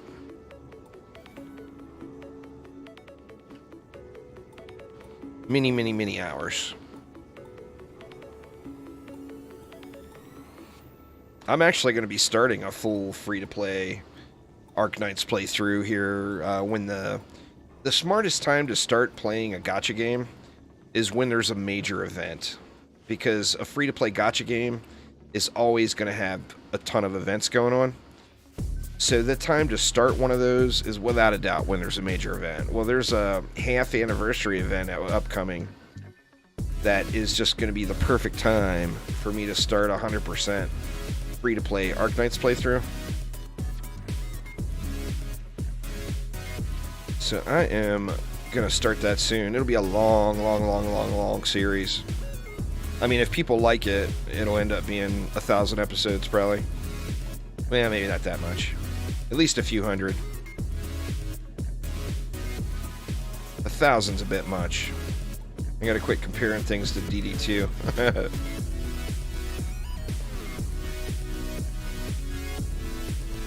In other news, with Dungeon Defenders content, you guys realize I am really close, like within a few months away, of having my 4,000th ever episode of a Dungeon Defenders game.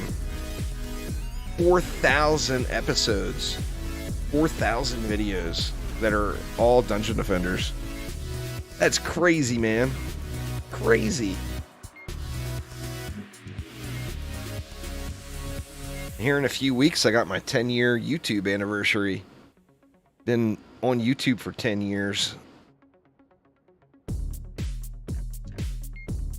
Just still mind-boggling to me. I'm gonna do something special for it, but I don't know what yet. I debated on doing a big, like, 24-hour live stream or something, and then I realized that's just something you do for a Twitch anniversary, and that, you know, who has kept my YouTube channel alive going that long is not really people who watch live streams. It's people who have watched the edited videos. I'll definitely have a big giveaway video for the 4,000th episode of Dungeon Defenders. The problem is I just don't have anything to give away except Dungeon Defenders related stuff.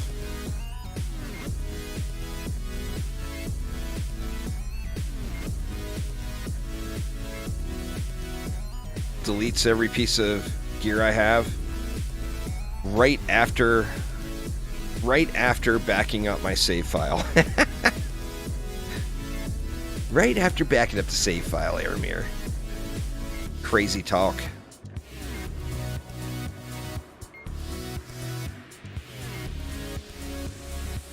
$4,000 just for Dungeon Defenders. I'm already over 4,000. I don't know how many videos I've got on the channel. I know it's over 4,000. But I don't know how many exactly.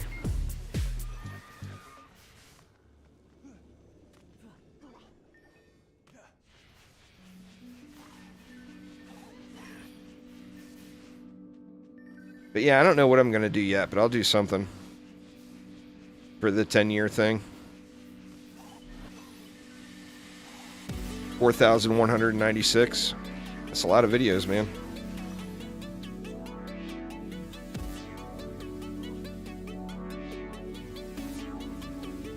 Those giveaway. I've given away hundreds of those, Angel. Those giveaways are going all the time. Just gotta win one of them, man. It's just that easy.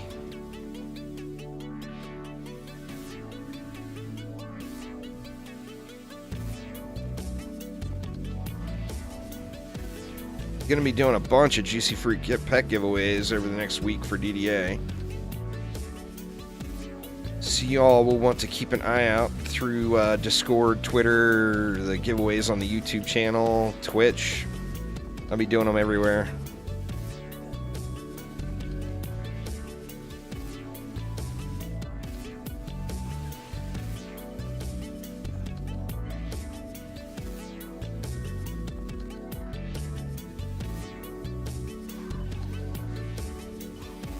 I was thinking about that.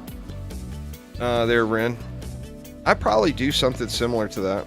Like I said, I'm still not sure what yet, but I'll do something similar.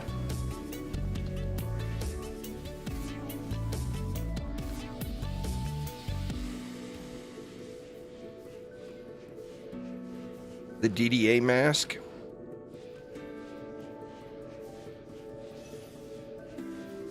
I wish they would have put a little bit more detail into that, personally. Don't get me wrong, I'm grateful and all. But it doesn't look near as good as the pet, and it doesn't look near as good as the mask in DD2. Sadly, their only vision, that link is not correct. It's the wrong PTR. So I do apologize for that.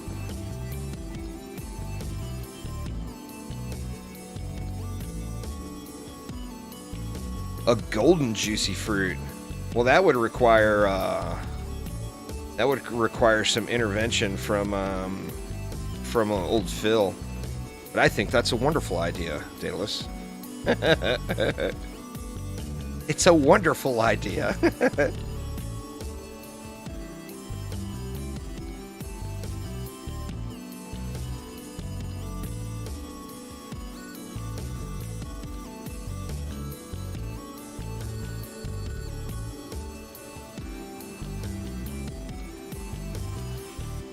Phil can make it happen. I agree.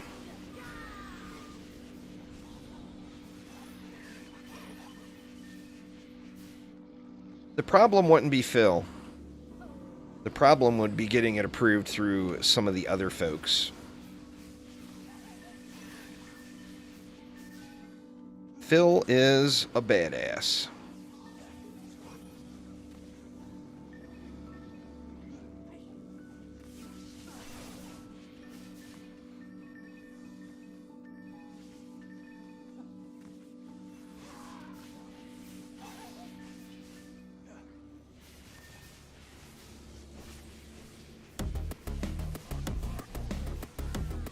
Oh crap, I forgot we're on the bonus wave. Better kill Ogre, so. Aramir's got his squire down there on point.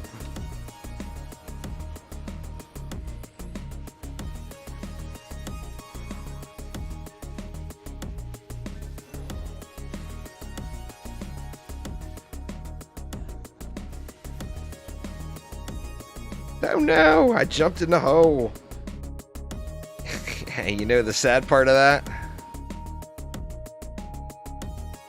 Is I was completely running up to that thing thinking in my head, don't jump in the hole.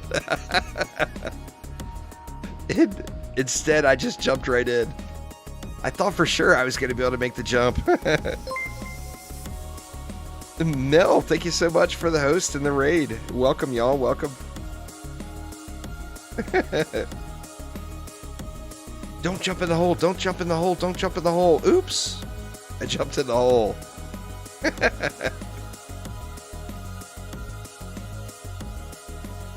My God. Well, the ogres are all dead, so I don't think it matters.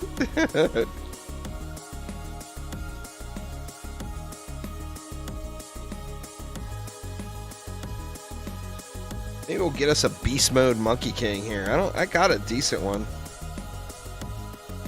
Aramir, I know, ran this map like 6 million times.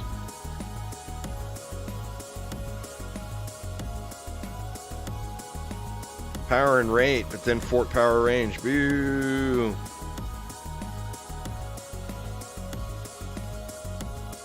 Boo! Man, it's bad RNG day all the way around, huh? Jeez.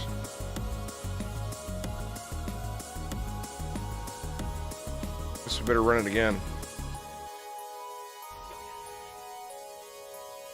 That's the questions I have about the Rift, the fused gear dropping. I'm wondering, like, the wave loot is generally not great quality when it comes to an endgame player. But what if you're doing a Lycan King bonus wave, is the floor loot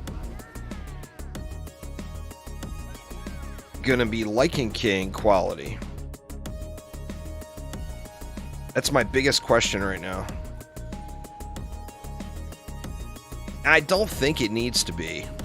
Don't get me wrong. Not seeing the game on the browser. I think it filled up, Mel. Or no, there's a spot open. That's weird.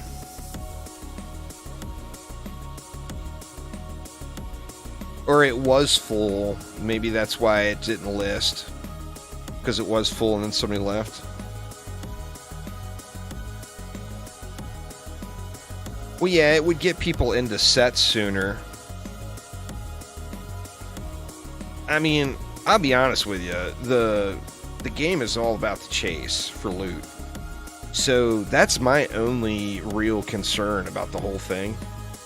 Is if you make the loot easier to get than it is now, is that just going to shorten the replay value of the game? You know? That's my biggest concern.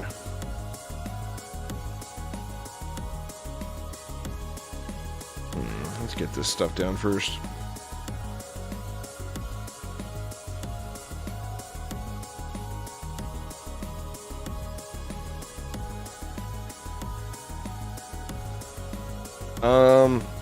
All of them? I mean, if something's trash, I don't keep it just because it's 105. 105 gear is super, super, super rare.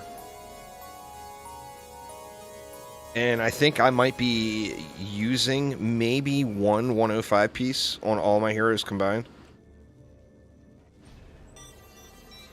I mean, it's supposed to be the pie in the sky, you know? I'm pretty sure that's intended.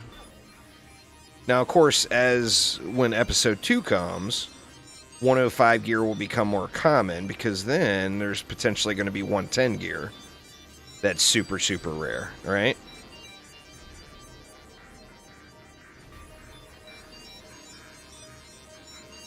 I've found 105s, not many. You know, like I said, it's super, super rare. I have found 105 pieces, but I don't think I'm using... If I'm using any, it's probably not more than one.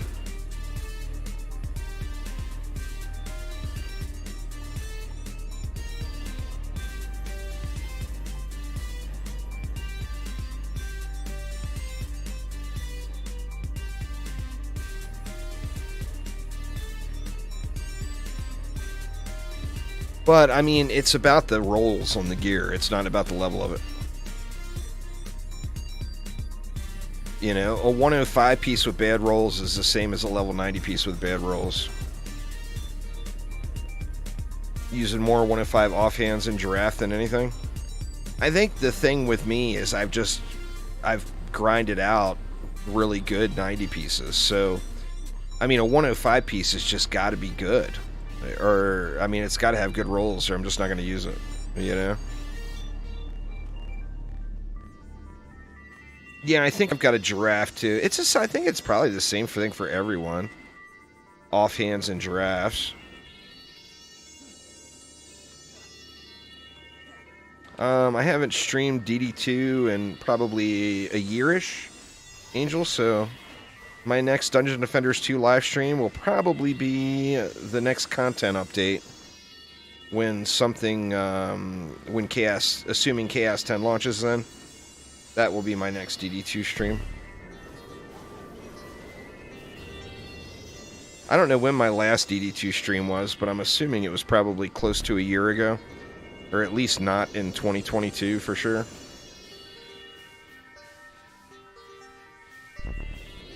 Well, you know how that's how it works, Daedalus? Last DD2 live stream was the C8 update with the mercenary. Probably so. That sounds about right.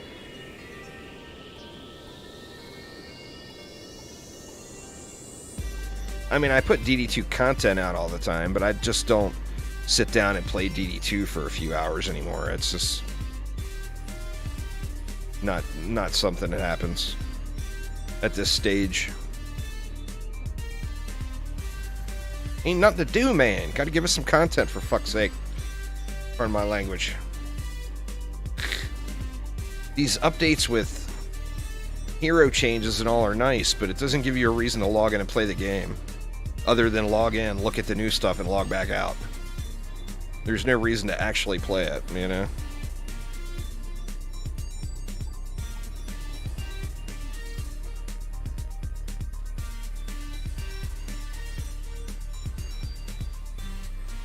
Like, log in, get the new pet, you're good.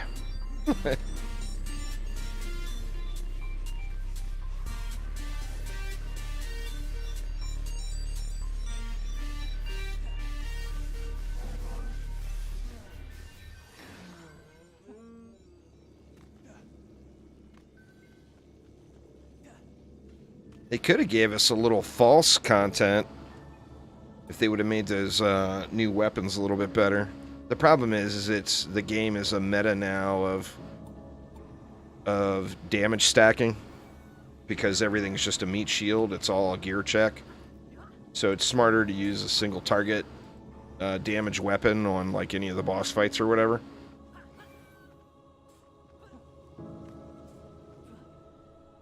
So by adding in a lane clearing weapon in a game that's no longer about lane clearing, they kind of, you know, made those new weapons not worth. I mean, I'm sure somebody's using them. They do have cool shot types. The bow has got a really nice toxic shock looking shot type to it. But who's going to use that over the Ember Mount weapon? No one in their right mind. And the thing is the Ember Mount weapons are also pretty good at lane clearing anyway, because they are dropping an AoE explosion. So it gives you more single target damage and pretty decent lane clearing. So it's more of an all-in-one type weapon.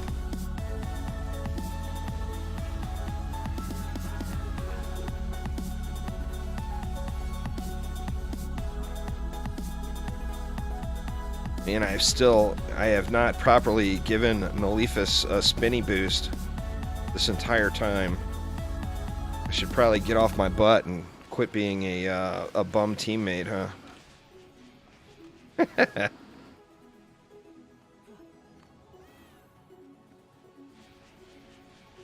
I'll boost you guys for the ogre. The bonus wave ogres.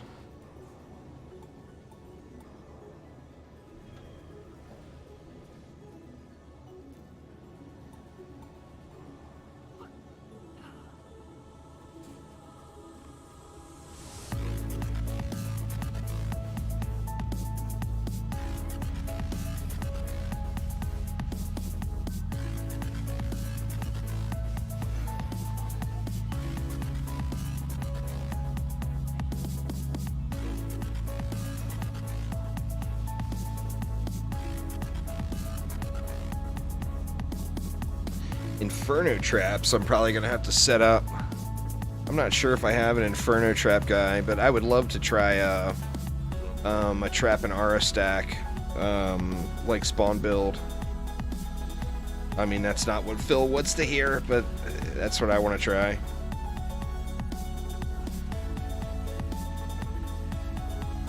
Nice spawn camp build.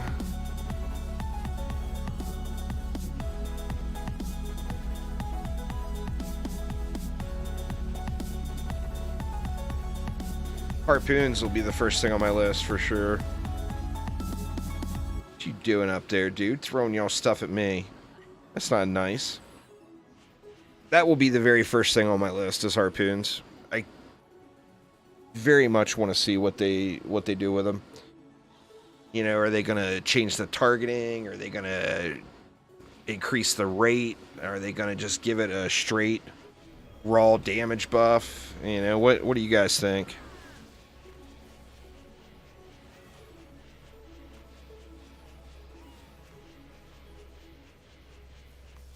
They won't be DD1 harpoons.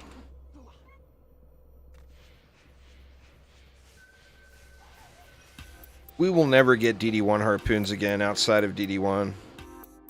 That's just fact.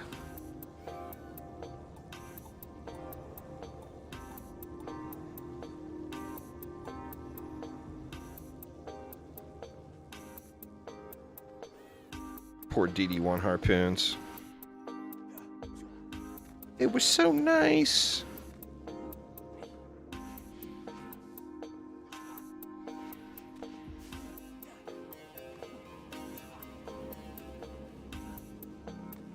It's going to be a raw damage buff. Well, I mean, even like there's a lot of things that could be done, I think. They've got the walls all listed as buffs. It was the full list is Spike Blockade, Slice and Dice, Harpoon, Bouncer Blockade, Explosive Trap, Inferno Trap, Ethereal Spike Trap, Magic Blockade, Physical Beam, and Roots of Purity. Supposedly all of those items got buffed.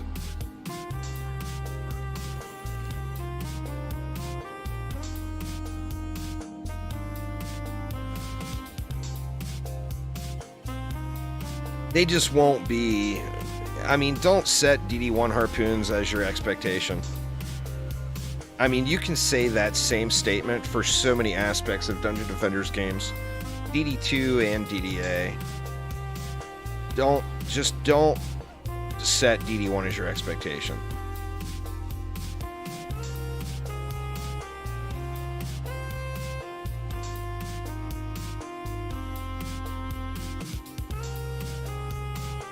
Expect anything else, and then the closer we get to DD1 related stuff, the happier we'll all be on update day, you know?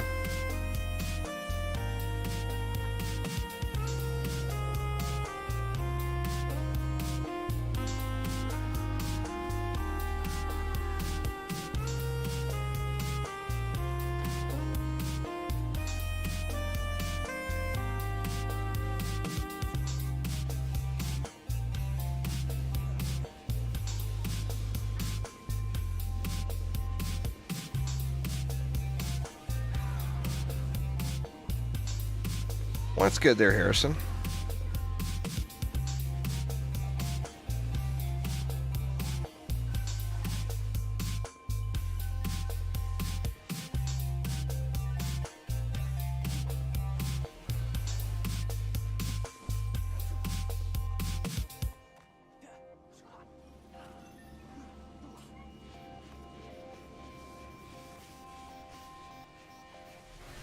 Get wrecked bads.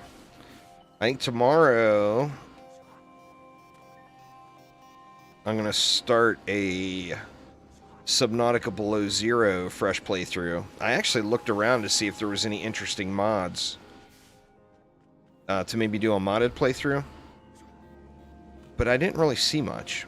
If any of you all know of any good Below Zero mods for Subnautica, by all means, let me know. Like, there was a map mod. That was, like, the only thing that was very interesting, but that's not really going to add to the gameplay at all. It'd be just a quality of life. I mean, it'd be a pretty good quality of life, but... Oop, that was it. Leviathan mods where the creatures get bigger. Do they have that for Below Zero? See, been watching for a week or two now, and just watched the video with the upcoming PTR. How do I think the Siren changes will change the game? Just came back to the game to get fuse gear and clear the maps from episode 1. I don't know. It depends on... This is how I picture it. And once again, I'm breaking the cardinal rule, and I'm basing my expectation off of DD1. So, I'm doing the rock thing. I shouldn't do this, but this is the way I see it. for those that have played the PC version of DD1, the current version, you know about those harbingers.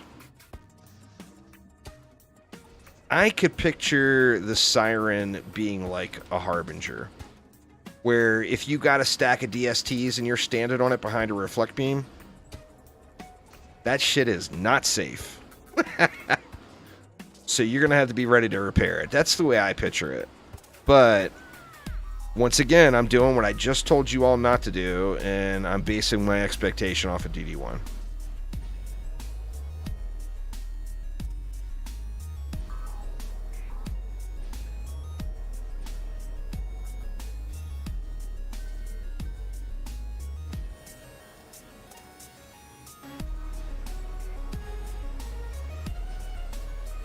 I put one too many over here.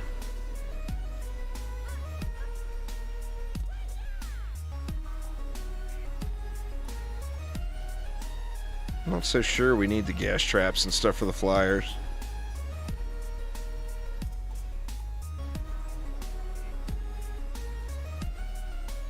I mean, I wouldn't necessarily have a problem with it if it's like DD1's Harbingers. It was something you had to adjust to, you know? Were the bane of your existence on Infested Ruins. You know where they got me was, what was the farm map to go to prior to Infested Ruins? Was it like called the Bazaar or something like that? I can't even remember. I can picture the map, but I can't remember which one it's called.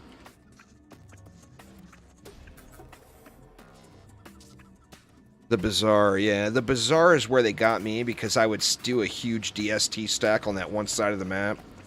On top of it with my monk and my alts, printer and everything. So that's kind of where it got me. The first time those guys started throwing through at me and doing their Harbinger type business all over my DST stack.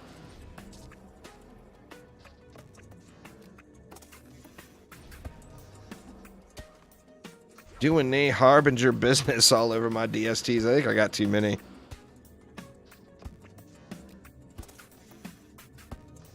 Should just get rid of one now. Well, it leaves me one reflect beam. I didn't put one over here yet, did I? Nah.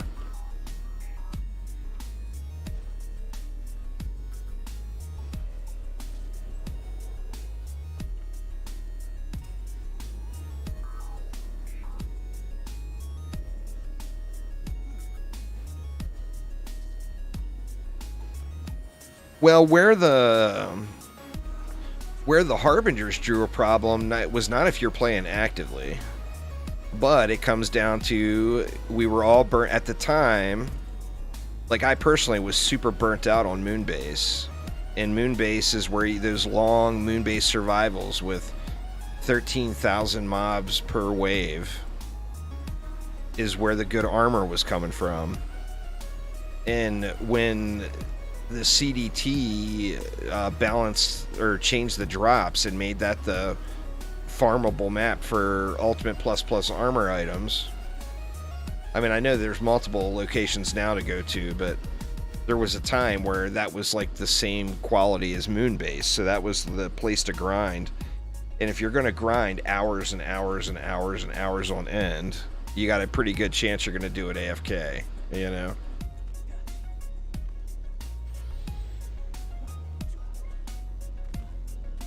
The Rogue is really good. As far as DPS heroes, it's one of my favorite DPS heroes in the game.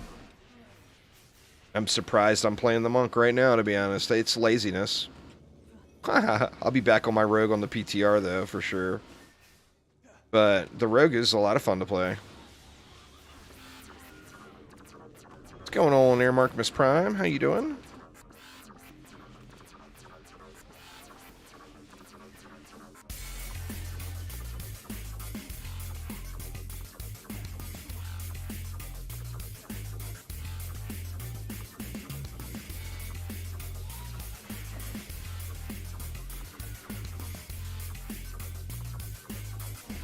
No, fusion gear is all map specific.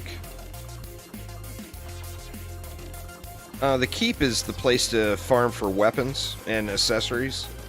But as far as armor pieces, you want to go to the Lycan King bonus waves at their specific drop locations. I mean, you can still get a chance of getting it. Yeah, I'm trying to set up all the defenses that we know are getting changed. How the PTR works, y'all, for those who have never played it, is there will be a different branch that launches on Steam. You'll have to download that different branch, and then it will create a second save file. So anything you do on the PTR will not be saved. It will not be going onto your live normal account. But what the PTR will do is it will create a copy of your live account. So you'll basically get your live account to start the PTR, but the changes or anything that you do during the PTR will only be saved to that copy, that PTR save file. So I'm trying to get the defenses I know that are getting changed. We don't know how they're getting changed, we just know they're getting changed. The confirmed defenses that are getting changed, I'm trying to put together a set of gear. That way I don't have to do any farming when the PTR hits, and I can just straight up get in and check out the snazzy newness. The snazzy newness.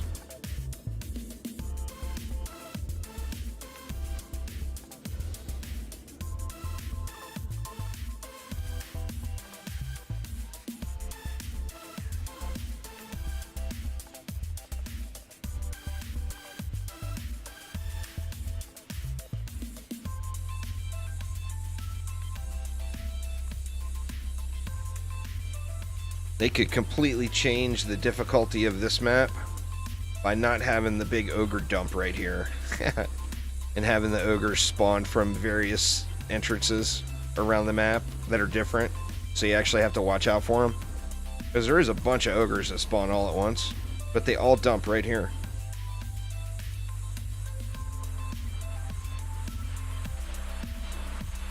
No, the warden changes are just the roots of purity, so the wall is being changed. Oh, you mean the mushroom? Yeah, the mushroom I'm curious about as well. I mean, all the thing with the warden, and I realize you want to make every defense on every hero at least situationally viable, but the warden's just got the strongest defenses in the game. Is the vault thing going to do something in the tavern? The vault thing is, if you go and click on it, it shows you a list of names. That was the... It's not an actual vault. It's a... It was a Kickstarter tier. Get your name in the game, basically. So all the names are listed there.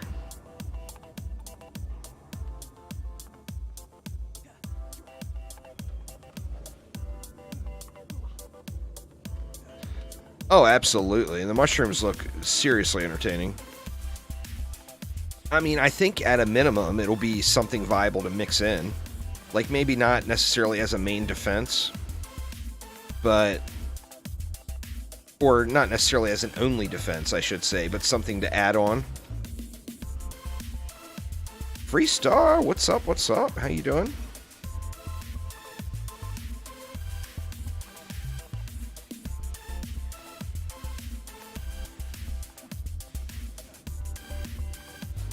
Doing good? Well, that is awesome. Doing some C8 on DD2. Well, have fun.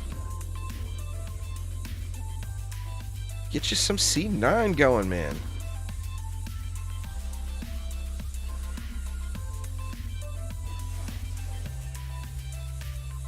Well, I mean, that's what it's for, right? It's a AoE explosion, so that's what it would be for, is trash mobs. If it's an AoE explosion that's viable against bosses or single target damage, then it will be broken OP. So, I mean, it should be for clearing trash, right? Probably go hand in hand with those buffed walls, maybe.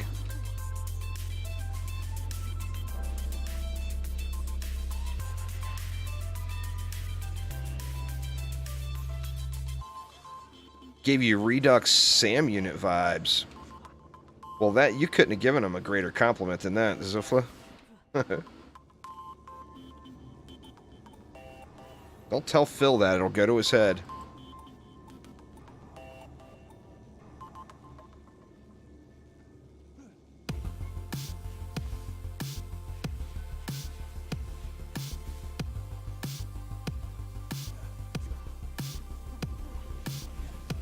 Wisps are weird.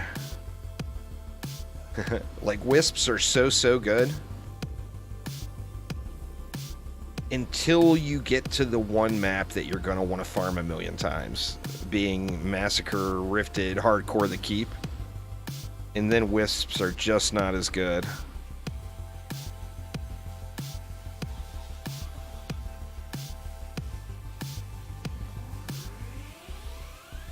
But through the entirety of the game, they're so beast.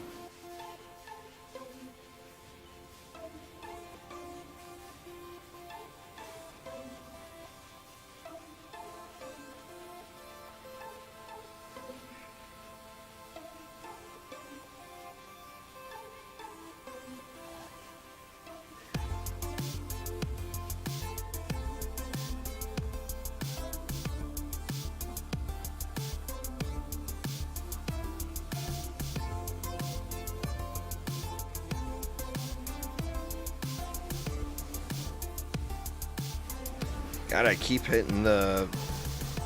You know, lately I've been playing a lot of DD2. I keep hitting the DD2 boost button. Uh-oh. Harpoon, no!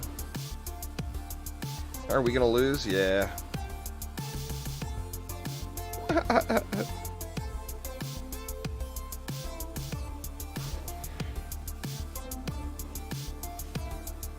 Well, the thing is they're nowhere near the bottom of the barrel, M-Dub.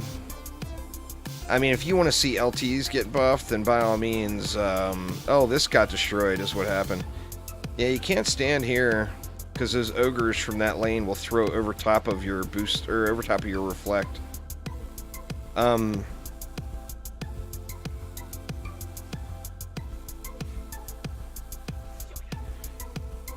What was I talking about? Oh, the LT. Yeah, it's good. It's not bad by any means. So, I mean, that's not going to be getting the first look. You know, this is... The first look is going to go into complete trash defenses. You know?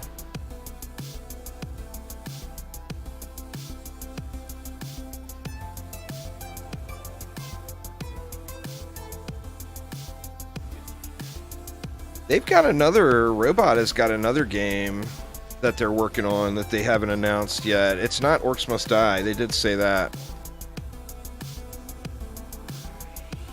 They're making a new game. I don't know what it is. I'm curious to see, though, because that Robot is a really good, a good company.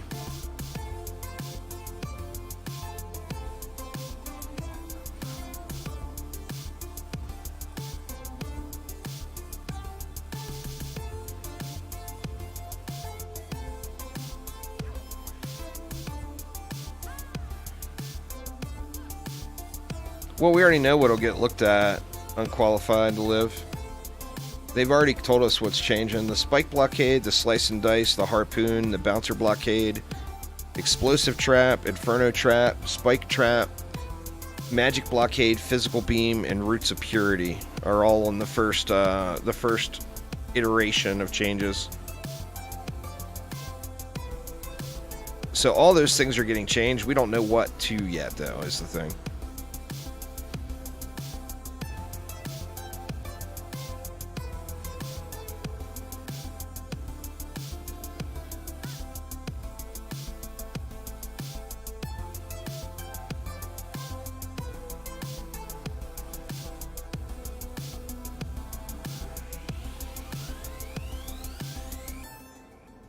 DDA won't load for you? It should.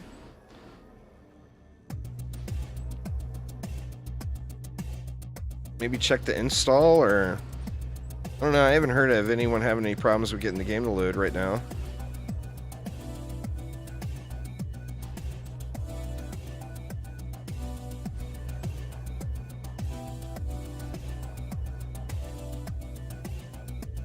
Let me give more reflect beams, that way we don't have a repeat of that.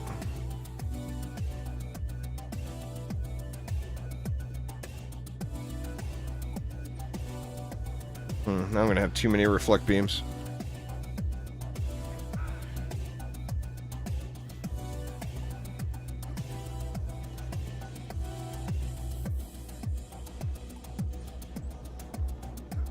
See, we're still in the window of homie over there, if an ogre spawns from there.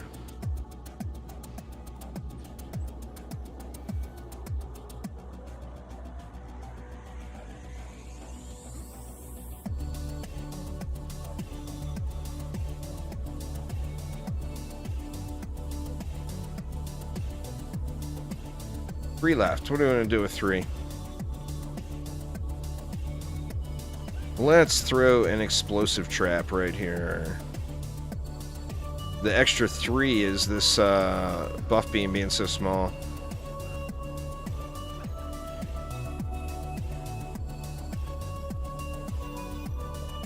I'm not a developer there, Crazy for Life. I don't really have the ability to help you. I'm not chromatic. I'm just some guy that plays the game. I haven't experienced that personally, so I can't give you any advice on what I would do. I think if I were you and you're on PC, the first thing I would do is verify the integrity of game files. So go to your library and right-click. If it's a server-related issue, or there is no servers. If it's a connection-related issue, then I would consider maybe restarting your connection. But I mean, like I said, I'm just throwing things out there.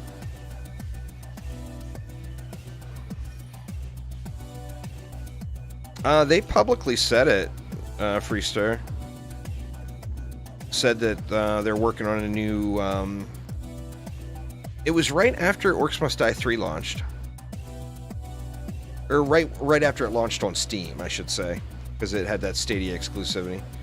Right after it launched on Steam, they said it publicly. They said that they're working on a new unannounced title that is not Orcs Must Die.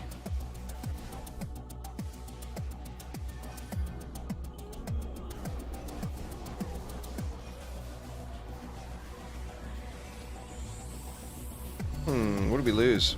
We lost our explosive, or no? We lost something.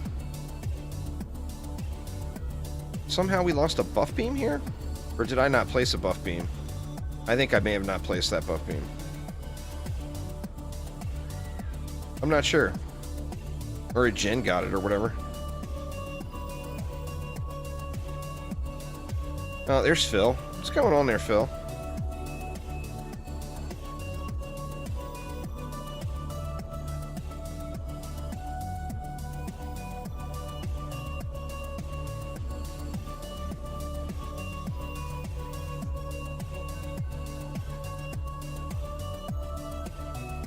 Yeah, I played faster than light.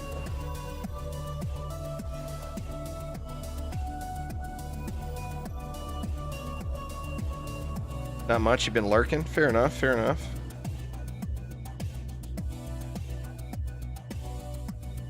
This means warp. I haven't heard of that one. I've got a bunch of upcoming games I'm going to be checking out, though. I put it on the poll today that that town management sim. I definitely want to check that one out.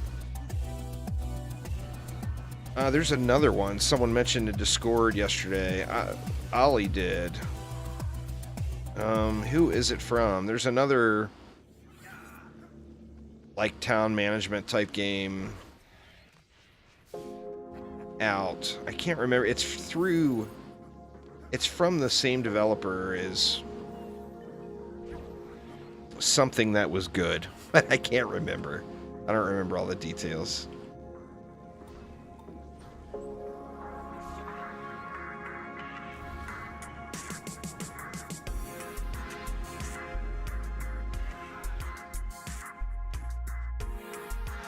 But yeah, there's just a bunch of good stuff to come to play. That Coral Island game, when it comes to like casual relationship games or whatever,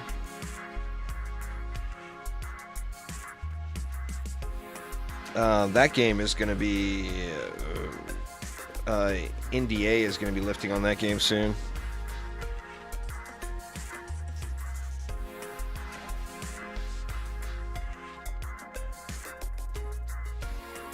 I actually have access to it right now from the Kickstarter.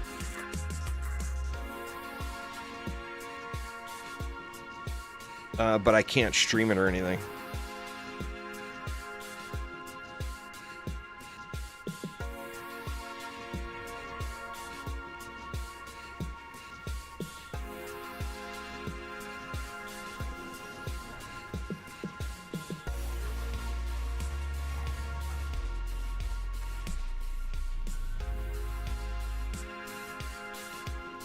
If it says recruit, then you're on the last PTR.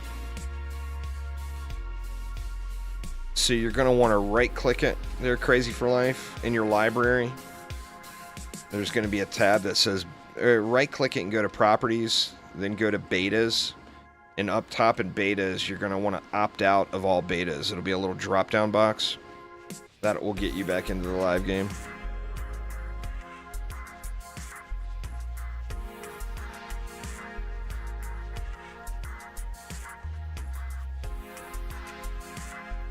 I'll have to check that one out there, Freestar.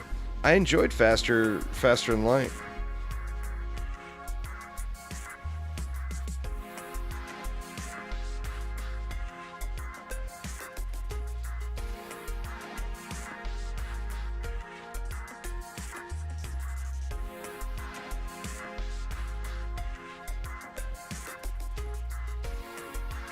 Probably be a quite enjoyable experience.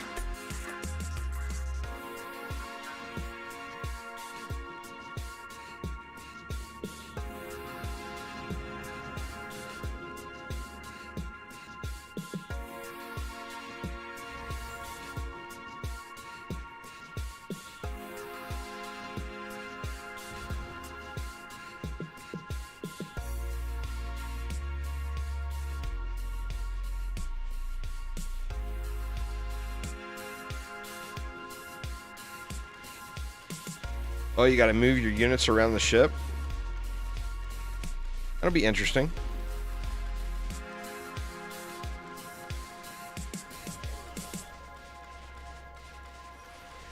I realize that's a buggy graphic on that Rift Sword, but I think that looks cool as shit. That would be badass if the Rift Sword looked like that. That's super cool. Phil, remove the textures from the Fusion Protean Sword and make it look like that. That looks super cool.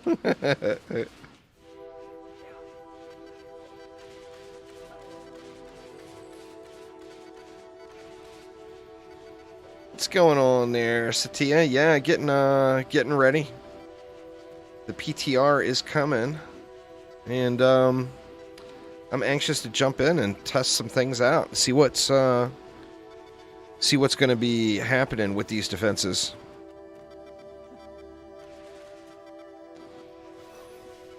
PTR is a public test realm.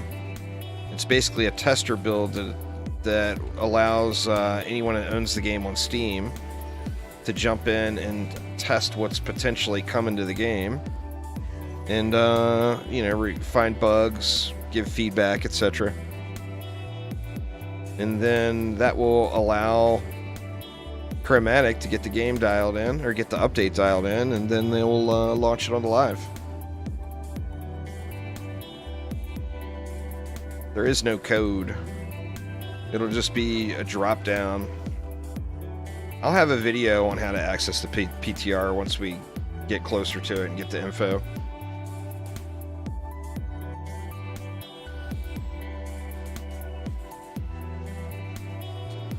No clue. Considering we just got an update, 2 weeks ago for DD2, I would not expect it anytime soon.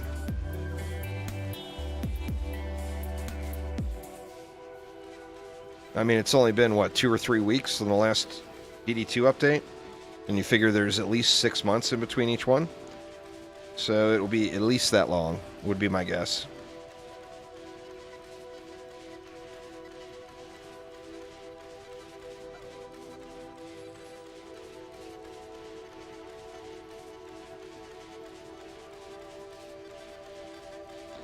Come on, thickness. Come on out.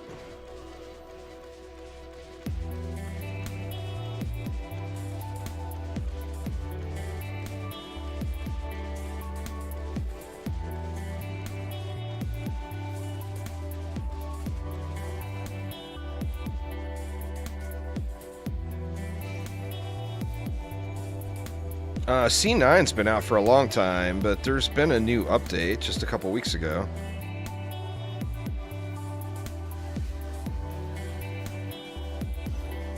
C9's been out way longer than a month. C9's been out since the beginning of the year, I think? Or was it the end of last year? I think it may have been the end of last year. But there won't be another update anytime soon. I mean, literally, the game just got 2 new maps, a new boss, reworked characters. I mean, there's not going to be another update soon. It's unrealistic to think there would be.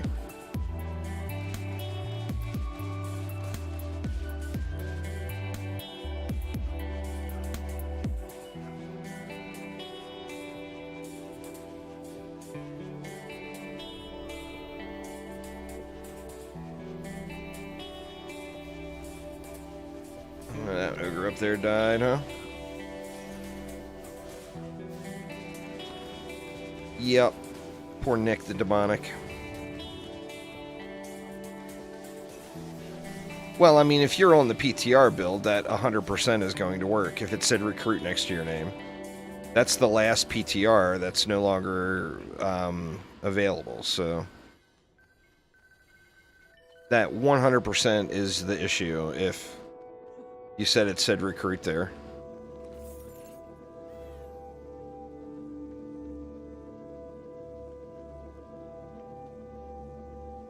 Yeah, there's probably a dozen videos talking about it there, Satya. Clear Chaos 9 first.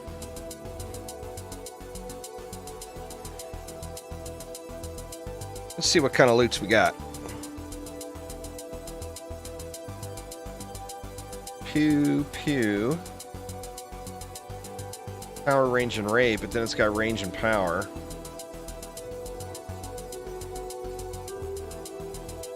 Vitality and attack, but doesn't have all 3 stats and a crappy attack rate. Sadly, that's a boo.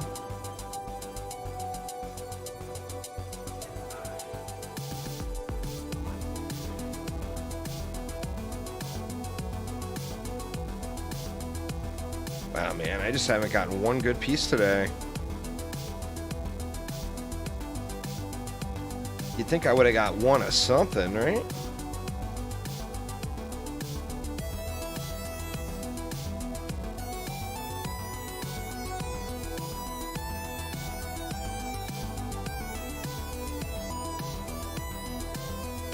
Fort and power. I mean, that at least has got all 4 builder stats, but... Fort and range. I mean, what would you even use that on? Ensnare ours, but you wouldn't. You'd use the Arcanist Helm instead.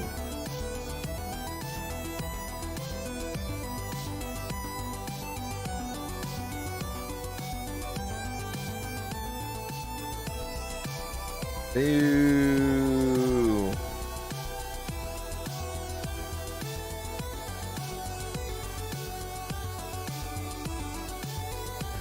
Yeah, check the last video to upload on my channel, Zeka. It's got all the details.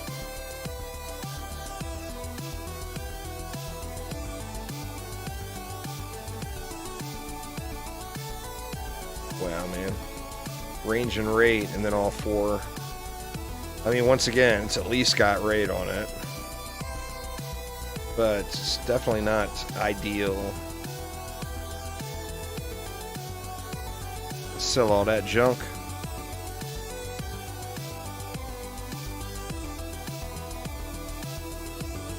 Alright, let's see. What do we want to do?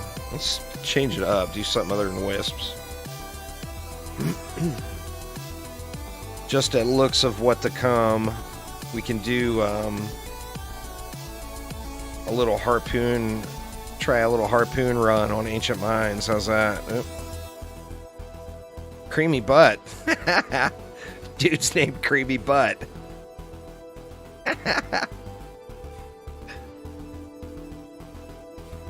Oh shit. God dang it. Don't join that, y'all. Don't join that.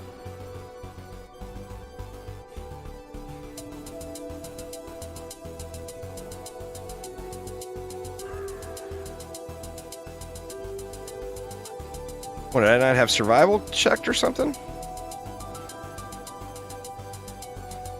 There we go.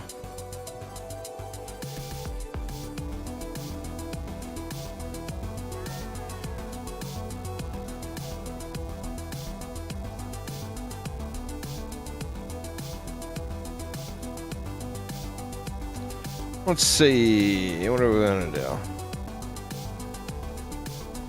Let's get some of the basics in play here.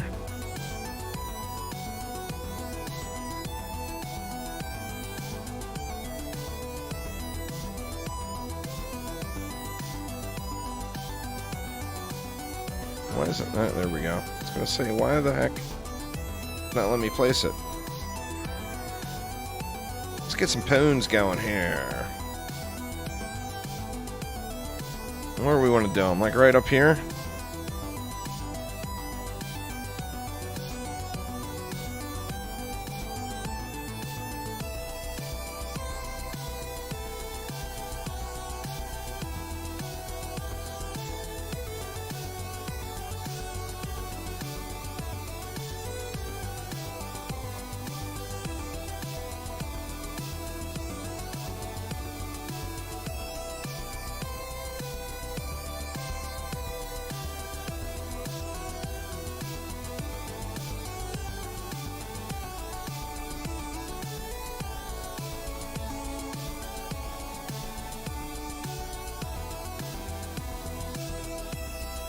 Let's just go one that way.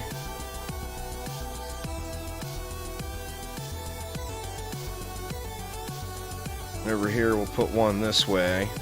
And hopefully that will clear. Oh, that's way too many, huh?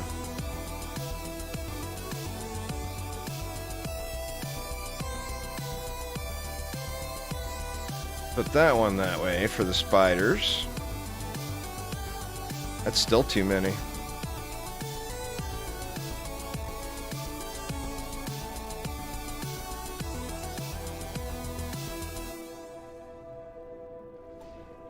Well, I mean, this is like the perfect map and situation for them. So if it's going to work anywhere, it would work here, to be completely fair.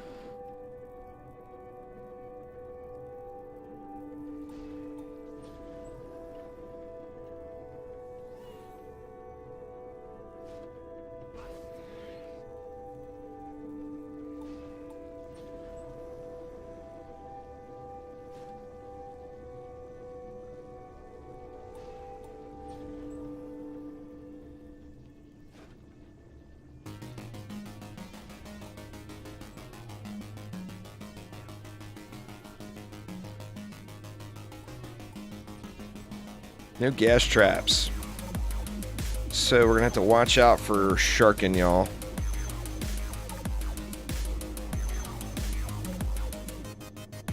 Keep an eye out for sharking.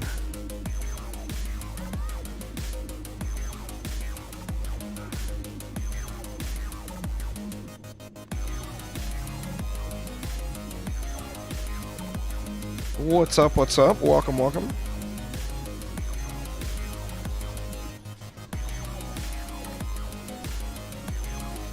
If you read the tooltips, it tells you what each item is. There's it to you.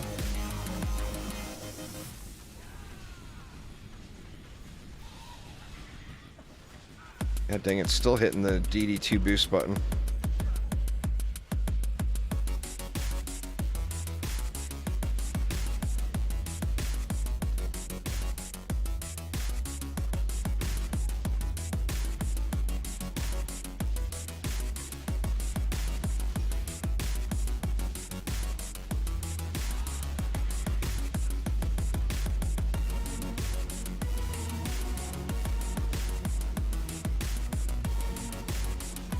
You don't like this map? I got no problems with this map. Other than I've done it too many times. this being the easiest survival map, it's just the starter point for every tier. So I've done this map literally 1,000,000 times. 1,000,000. Okay, maybe not. Maybe not literally, but figuratively. What's going on there, LuxCAD? The Keep. There, Elvis, would be the best map to farm for accessories. Massacre, Hardcore, Rifted, Survival, and the Keep.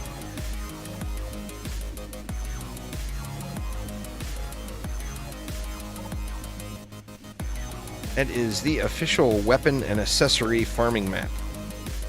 I'm doing good. Just kind of having a chill day. I'm going to play a few different games today. With Cora Prime just launching in Warframe,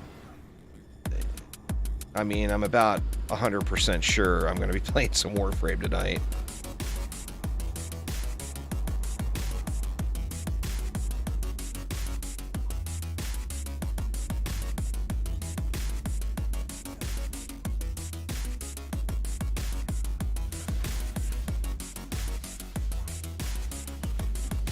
You still have all your gear, not the levels. That's weird. You'll have to... I'm assuming you're going to have to contact support. They're crazy for life. You send an email to support@chromatic.games would be my guess. Something went wrong there.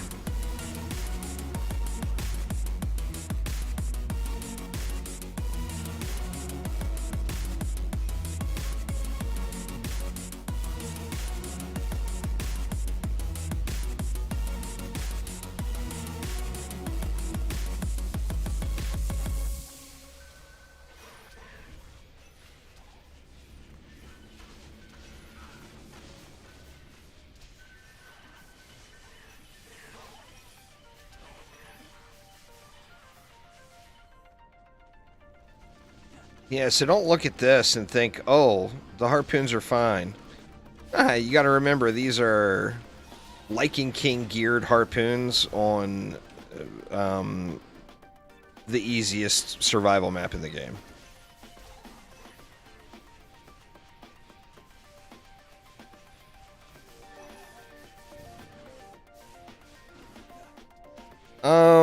I don't think that's necessarily on the top of their list, but I don't think it's a bad idea. You should suggest it to them there, Elvis.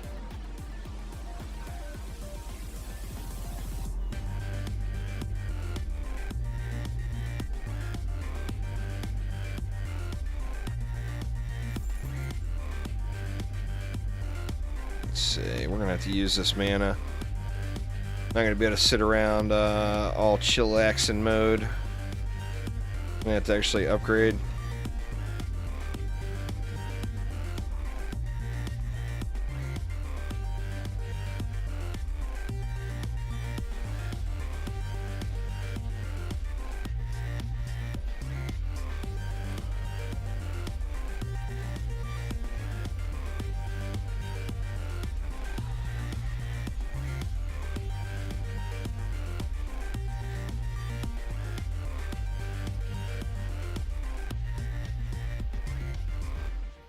We got any ogre issues yet? Not yet.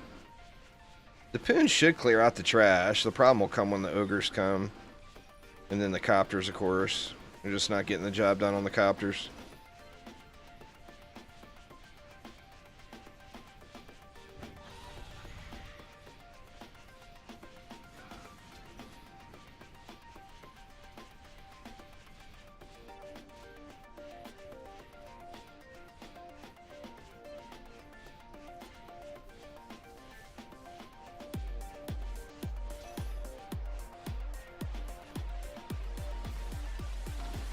But I'm going to go through, well, I'm going to get a basic, at least a basic set of gear on all of the items that we know that are being changed.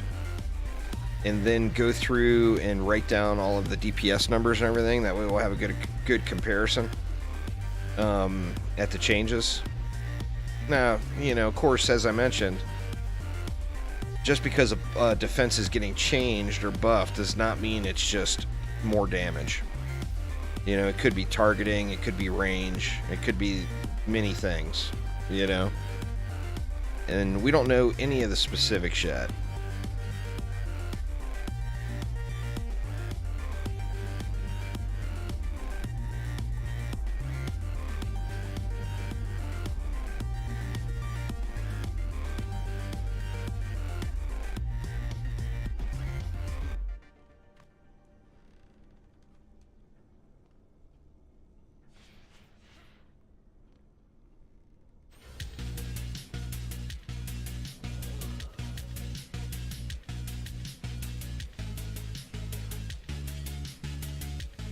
These copter ogres here will be a real problem if we don't get them down.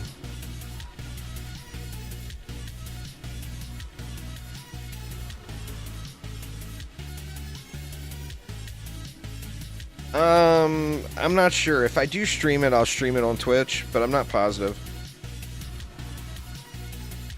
It depends what the fam's got planned, you know. Being a weekend, my you know, I got my wife and then my mother-in-law here too, and not to give the impression at all that I'm talking any trash, so don't anybody jump to conclusions. But the older generation, like, they look at like holidays and weekends and stuff differently. They like, you know, I hate to even say anything because I don't want her to get the impression I'm talking shit, because I'm not talking shit. But they like, to them, weekends and holidays and stuff like that are more important family time. To like my generation or a younger generation, it's not as important.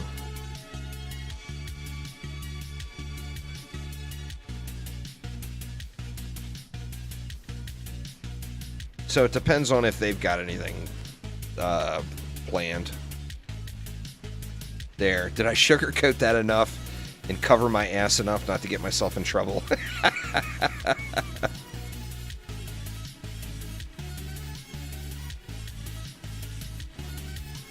We actually get along really, really well, so I wouldn't say that to Harrison. I'm 49 there, LuxCad. I'm old.